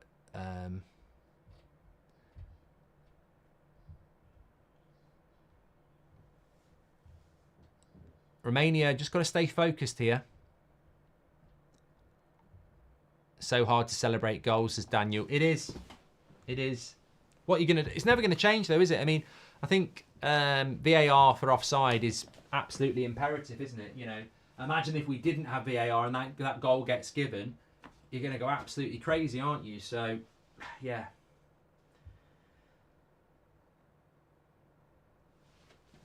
I don't know. I think AI needs to go up another level, doesn't it? We almost need... I think we will... I think the thing I've learned in my life, if technology's there, it will go boom. And what I mean by that is I remember when the first phones came out, like the Nokias and stuff like that, and you could ring people, but then you could send texts, and it was like, oh my God, look, he's just sent a message on the bus, and it says, are we going down the pub tonight? Yes, we are. What's your first order? Hey, he said Guinness. Look. And that's what it was like when you had the first mobile phones. And then it was like you could take a picture on them. Oh my God, look. And it's there. And then it was like, oh, you can check the internet. And now look at it. So I think with VAR, it will only get better and better. I think there will be a time in the next decade where VAR is literally instantaneous. Like, I think they'll have a system where You know, when the ball's over the line and it vibrates, I think they'll have a system where it vibrates to the referee if it's offside within 0.5 seconds. Because I think, and I genuinely am right, because like the phone analogy, if the technology's there, they'll just keep making it better and better and better. And there will be a point where offside is so automated that it will just vibrate on the referee's arm. And anybody who says, well, it won't, mate, it's already doing it with goal line technology. Like, we know if it goes over the line because it vibrates within less than a second. So I think offside will get better and better. Should it be like that now, says Chris? Well, I think it's just about the technology, isn't it, of making sure it's 100% accurate. And the only way you're probably going to, I suppose it's all about where the sensors are and stuff. Romania manager looks like Alec Baldwin, says Big Phil. Free kick on the edge of the box for Simmons. Make sure you subscribe, by the way, bottom right-hand corner.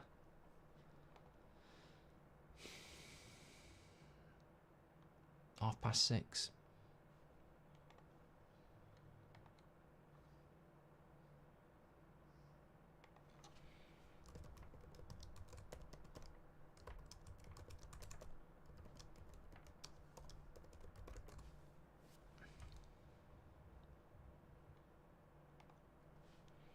Where there is a fire, there is gonna be a flame. Where there is a flame, someone's gonna get burned. Sound like Kermit. Just because it burns doesn't mean you're gonna die. Gotta get up and try, try, try. Oh, just wide from Memphis. But look again, 70 minutes, not enough subs being made. It'll be Veghorst for the last 15 as usual. He's not far off Memphis, to be fair there, is he? If we're being completely honest. Southgate watch vibrates when a ball is passed forward, says Ollie. VAR will be run by AI and soon we won't need referees, says Cal. Jelly Sheen says, does it need to vibrate on their arm? Well, you can put it somewhere else if you want. Big Phil, thank you very much for your super chat, by the way. If Gakpo signed for United, wouldn't he have played in Rashford's position, says Ollie? I don't know. Don't know, actually.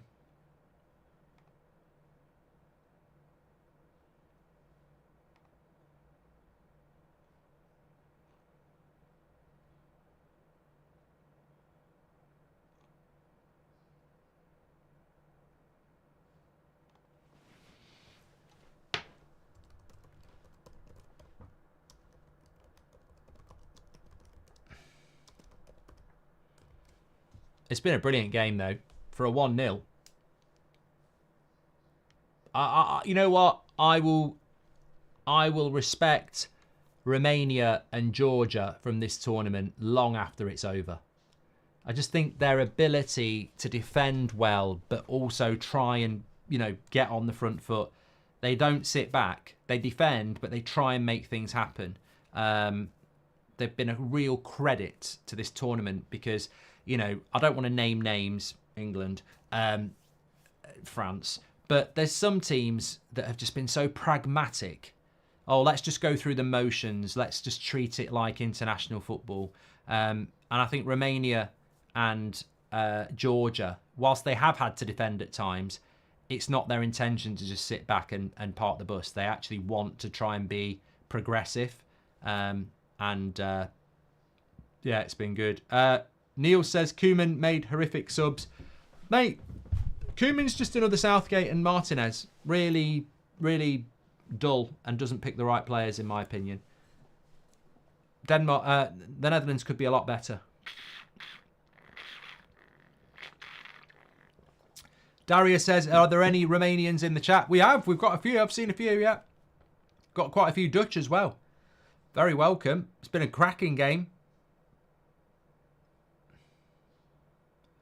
Oh, he's on the back post. Smack it! Oh, he should have just hit it. He should have just hit that. That's going to be a foul by Memphis. Yeah. How many goals has Gakpo got then? Has he got 3?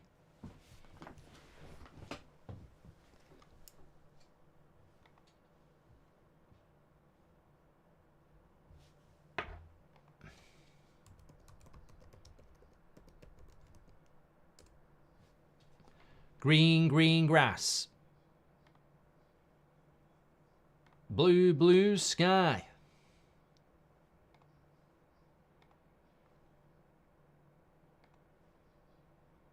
Well, 3 substitutions for Romania.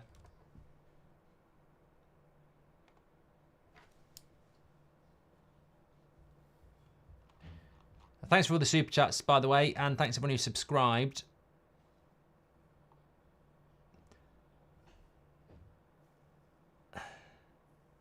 Mouse Down says, "I'd rather spend the game with you lot than the Dutch coverage."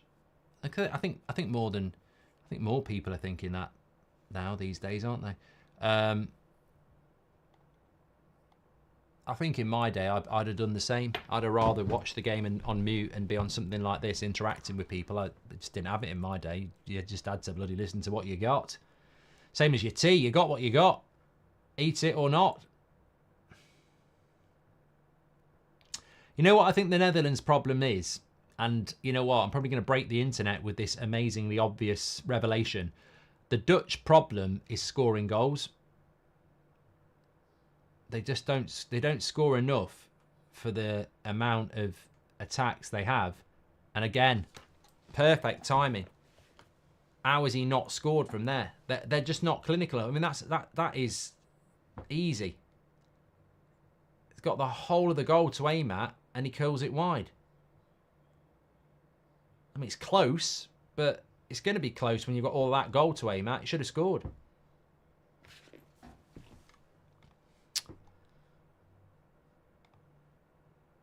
So it's still 1-0, and you know the funny thing is, for it being 1-0, it was Veerman, wasn't it? That one.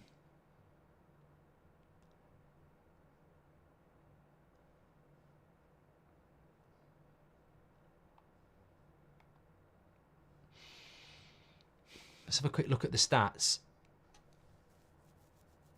17 shots to 5. 4 on target to 1. I mean, and you know that's the problem with the Dutch. It's great that Romania is still in it, but they really should have got the second goal and killed the game off. How was your favourite Dutch United player, Stam or Ruud? Says Viking. I mean, I did love Jaap Stam, but I think Van Nistelrooy would have been the guy. Yeah.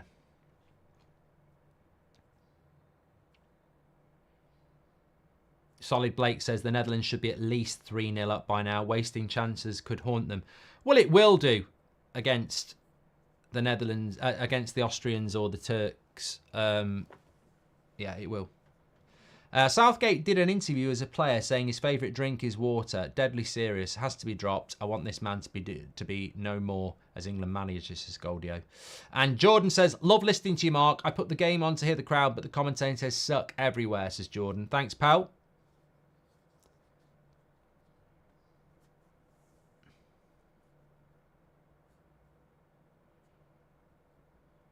I'll be on the mainstream one day. Somebody will have the TV rights and say it's just an open goal, not to use Goldbridge with the proper, highlights package is just an open goal. But until then, we'll do it our way. Romania won't score now because Van der Ben's on, says Error. Yeah, Van der Ben has come on at left back for Nathan Aki.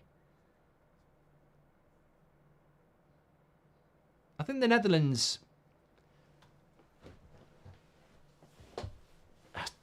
I don't know. I wasn't sure about the Netherlands today. I thought Romania might have got something out of it, but they have been good. But scoring goals will be their biggest problem. Gakpo with the cross, headed away. 15 to go.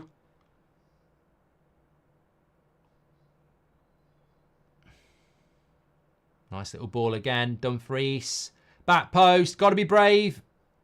Got to be brave. That's a foul. Yeah. Start, bench, sell. Musiala, Bellingham, Foden, says John. I would... it's a tough one. I don't see enough of Musiala and Bellingham to really be getting rid of Foden. But based on this tournament, that's the best way of me doing it. I would say sell Foden, bench Bellingham, and start Musiala. Just on this tournament. In real life, it's very difficult for me because I see loads of Foden and I don't see as much of Musiala and Bellingham. On who I'd like at United, sell Foden, bench Musiala, sign Bellingham.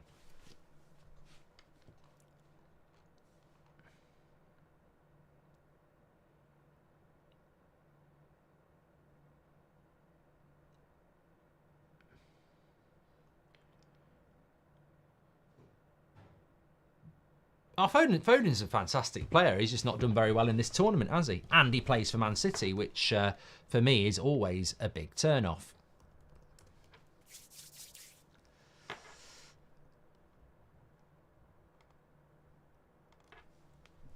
Well, look, it's still only 1-0. They might have had the chances to win the game, but... well, they have had the chances to win the game, but they haven't won the game. Therefore... are we at a point now where we sort of go, could Romania take this game to extra time? Would you want extra time? I tell you what, I'm not opposed to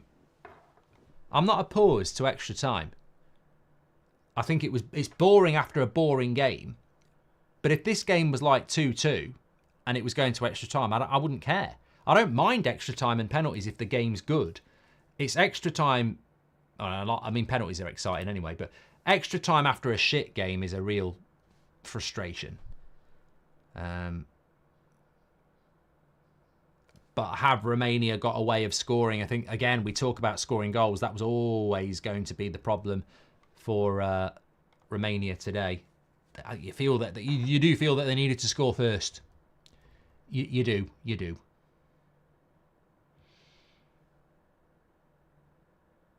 But it's Simmons coming forward again into Memphis. Another crap shot. And it nearly deflects in.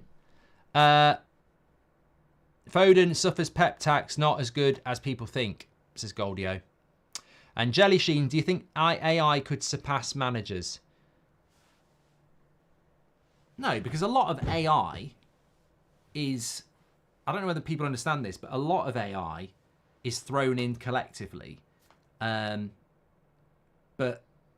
a lot of AI, artificial intelligence, is based on parameters. So AI doing offside is based on sensors and programming, which somebody gives it. AI writing you a script for a film in 10 minutes is based on taking all the scripts from all the films of the last 30 years and, you know, certain parameters and moshing it together.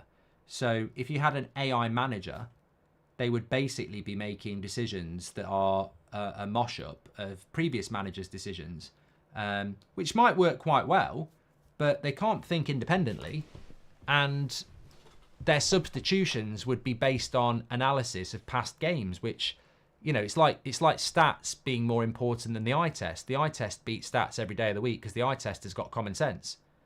You know, you don't sign a player exclusively on stats, which is what AI is to the human brain. AI won't be able to pick up on, you know, if somebody's, you know, emotionally not right. This is a 3v2 for the Netherlands. Gakpo, he'll shoot, and it's gone over the bar, deflected. Ram says they can't think for themselves now, but they will do. No, Nord says that. Well, once AI thinks for itself, it's Terminator 2 time, mate. It's over. Terrible pass by Malen. It wasn't a great pass by Malen, yeah. Addy says, don't give opinion on what you have little knowledge of. I've got plenty of knowledge on it, mate. I've read loads of stuff about it, so jog on. And the number of corners in this game is crazy, says Solid Blake. Gakpo's been cooking this game, says Zana. Still 10 minutes to go. Still 0-0. Don't forget to check out the... I'll go back to that one because they've sponsored the stream and it's a fantastic... fantastic offer. Use the code TF6025. Links in the description, or scan the QR code with your camera phone. This is an amazing offer through HelloFresh. Get 3 or 4 meals delivered to your door from an extensive list of meals on the website. Delivered to your door with a card of how it should look, all the ingredients down that side, and then the cooking instructions on the back. It's so easy to follow. You don't need to buy any of the ingredients. It all comes in the box. 60% off your first order, 25% off any subsequent order for the next 2 months, exclusively with that code and HelloFresh, and also free desserts for life. So get in on it. Absolutely fantastic recipes, and yeah, I know you're going to love it, so make sure you check it out. Thanks to HelloFresh. I've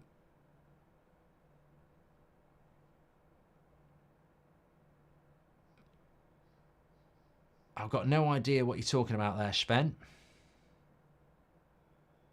Mark, do you agree that from what has been shown until now, Spain are the favourites as per? Yeah, but I think Spain have got a very, very weird, not a very weird, a very, very tough game. Against Germany, and I don't think that there's any guarantee that Spain will get through that because they're playing the hosts, which is basically a home game for Germany. So it's a tough game. I feel like that if Spain get through that, they will win it. A goal! Malen! Oh, again, Romania have just switched off here. The goalkeeper has made a mistake on both goals, if we're being completely honest. It's a crap goal to concede, and he shouldn't have got done on his front post for the Gakpo shot, and I don't know what he's doing there. It's just a sloppy goal for Romania to concede. It will mean they're going out. It will mean they're going out. Again, it's good play by Gakpo. He's on the touchline. He tucks it back. Memphis in the corner. Gakpo to the byline. Strong. Yeah, keeper's just weird there. Dragoshan thinks the ball's going out. But the keeper and the defender just getting a sloppy goal from the defence. But again, give credit to the Netherlands because they don't give up on what looks like it's going to be a dead ball. Gakpo keeps it in. Cuts it back. Malen's there. It's just loss of concentration in the Romanian back four. And that will be them going home. Solid Blake says poor defending. But Gakpo with an assist. He's got to be man of the match, says Ishmael. And that will be game over, says Gur. Southgate is an IBM 5150 with 16k RAM, says Ollie. Thank you very much for that. Yeah, look, they've had to do a lot of defending tonight, the Romanians, and to be fair, Netherlands could have had the second goal in the first half numerous times. So the fact that it's taken it this long is it shows you how hard they've worked.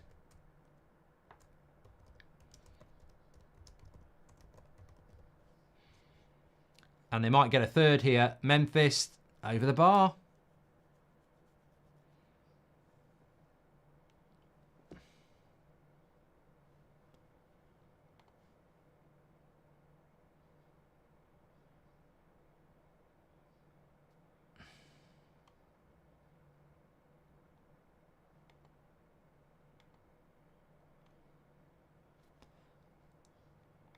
Well, Veghorst is on.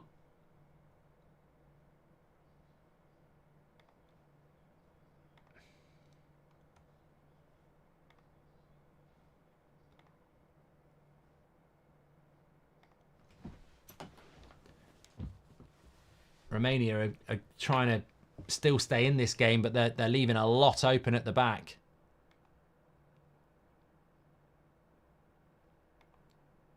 Good game. Look, I said today would be a lot better than yesterday. It wasn't hard to be better than yesterday.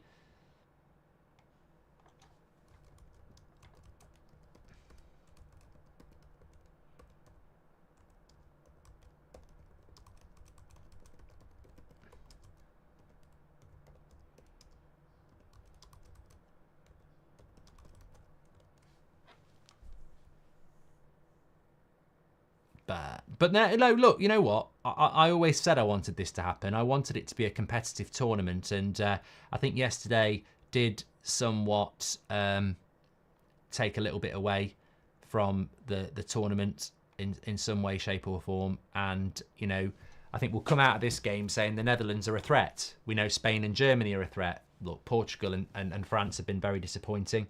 In defence of Portugal, I would say that when they've played against a team that wants to play, they've been all right. But, you know, Czech Republic sat back against them, and Slovenia sat back, and they struggle against that. But, you know, and England haven't been great. But Switzerland have been good. Netherlands look good. Spain look good. We've got another game tonight where I think we'll see another 2 good teams.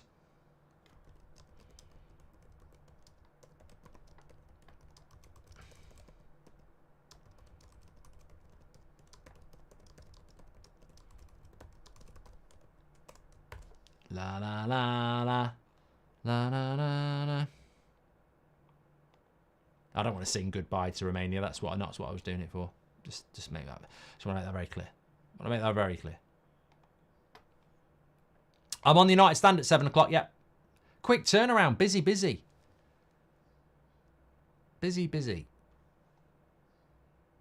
But we love it. There's lots to talk about. Got 2 big stories. Might even have 3 or 4 by then. Thanks everyone who's got involved with this stream, though. Don't forget to check out HelloFresh. Fantastic offer there. 60% off your first box, 25%. You'll love it when you get it. You will. I love it. When that box arrives, I get so excited. And another substitution for Romania here. Look, everyone's got to go home apart from the winner, and it's sad. But they've been a credit to the tournament, much the same as Georgia. They have. I applaud. I didn't know anything really about Romania coming into this tournament, and I certainly know a lot more now. And I think so many of these teams in these major tournaments are hard to watch. You know, they are very pragmatic. They sit back. They don't have a go. And I think Romania have combined strong defence with a real appetite for trying to score goals. And again, they are a squad that when you look at it, apart from Dragusin, you wouldn't really know any of their players. So I think they've been a real credit to the tournament, the way they've approached it. And, you know, hopefully they're a team that we'll see in the World Cup, because I think they've been a credit to the tournament. Yeah.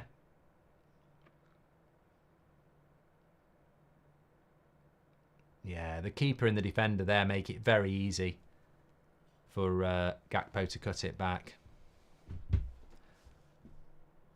Yeah, Dougie is right. Romania have played with no fear. And I think that's the big thing, isn't it? And I was talking about this in the group stage, actually. Lovely cross. Beghorst nearly gets on the end of Van der Ven's cross.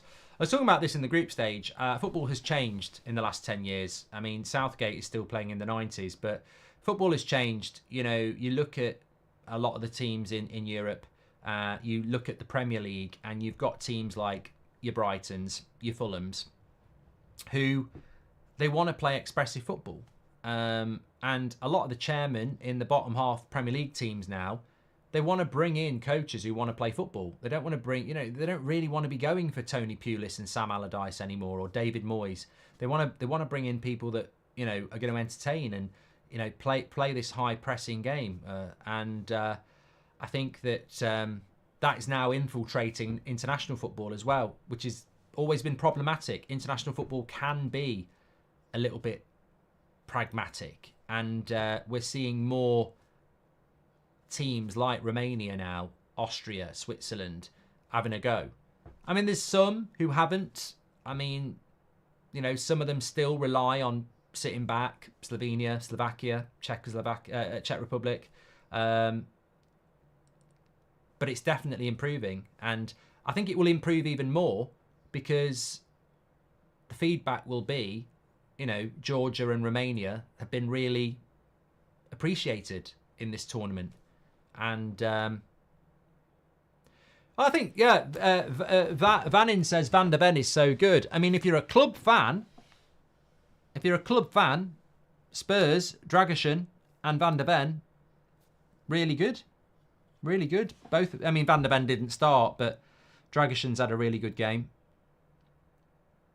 There's a lot of stewards behind the goal now. We don't want any. I don't want a beta squad charity game thing going on here with a pitch invasion.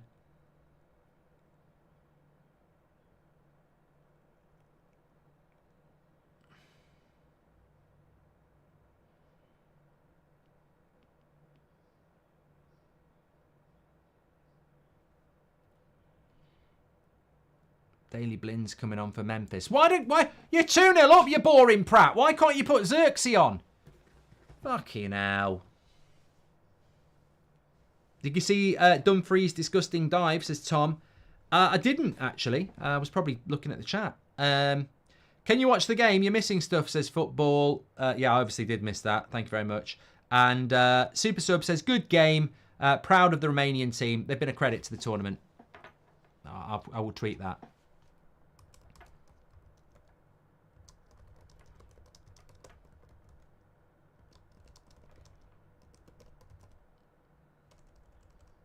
Cross comes in for Romania. He's going to retake it.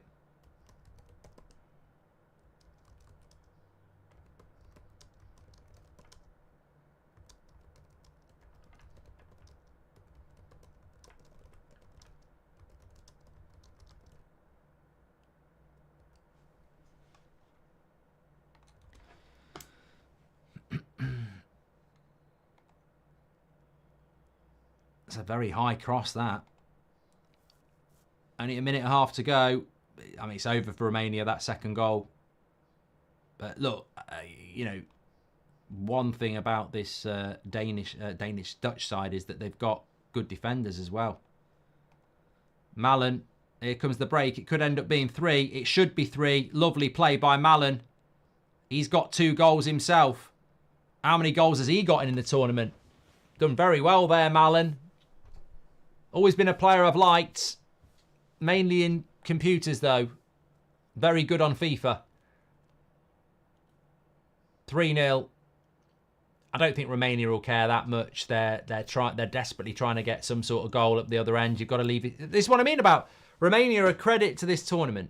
You know, they're only conceding 3rd goal because they're still trying to have a go at the other end. Would you manage beta squad in basketball in the USA? I think it'd be funny if I did, Dino.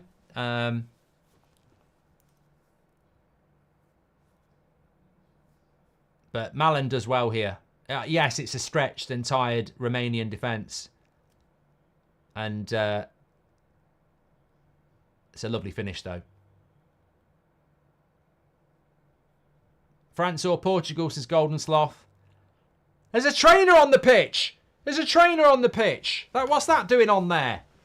He's offside. That trainer's offside. I think Portugal might do something, yeah.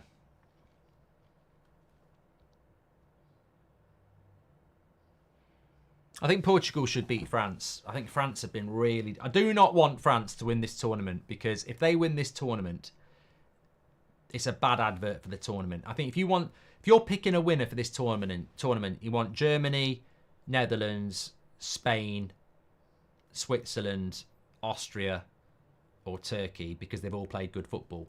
I mean, I want England to win it because I'm English, but France have been horrible in this tournament so far. Full time here, and it's what, 3-0, not 1-0. It's 3-0 to the Netherlands. Absolutely fantastic performance by them today. But credit to Romania. They've had a really good go, and they've been a credit to the tournament. But the Netherlands go to the quarterfinal, and they'll play the winner of Turkey-Austria, which we'll be doing in just under an hour. I'm going to be on the United stand next. I will see you over there in 5. But do not forget, on your way out, scan the QR code, get your HelloFresh order in. This is exclusive to That's Football. It's a fantastic offer. Links in the description. You get 60% off your first offer, 25% off for the next 2 months. Amazing. You check it out. I'll speak to you in a bit. Fantastic watch along, says Solid Blake. No, it's been great. It's been a pleasure, and I've really enjoyed it. And after yesterday... we've had a great game here, and I think the 8 o'clock one's going to be even better, so we'll see you for that as well. Or on the United stand, where we're talking about a couple of bits on there as well. See you in a bit.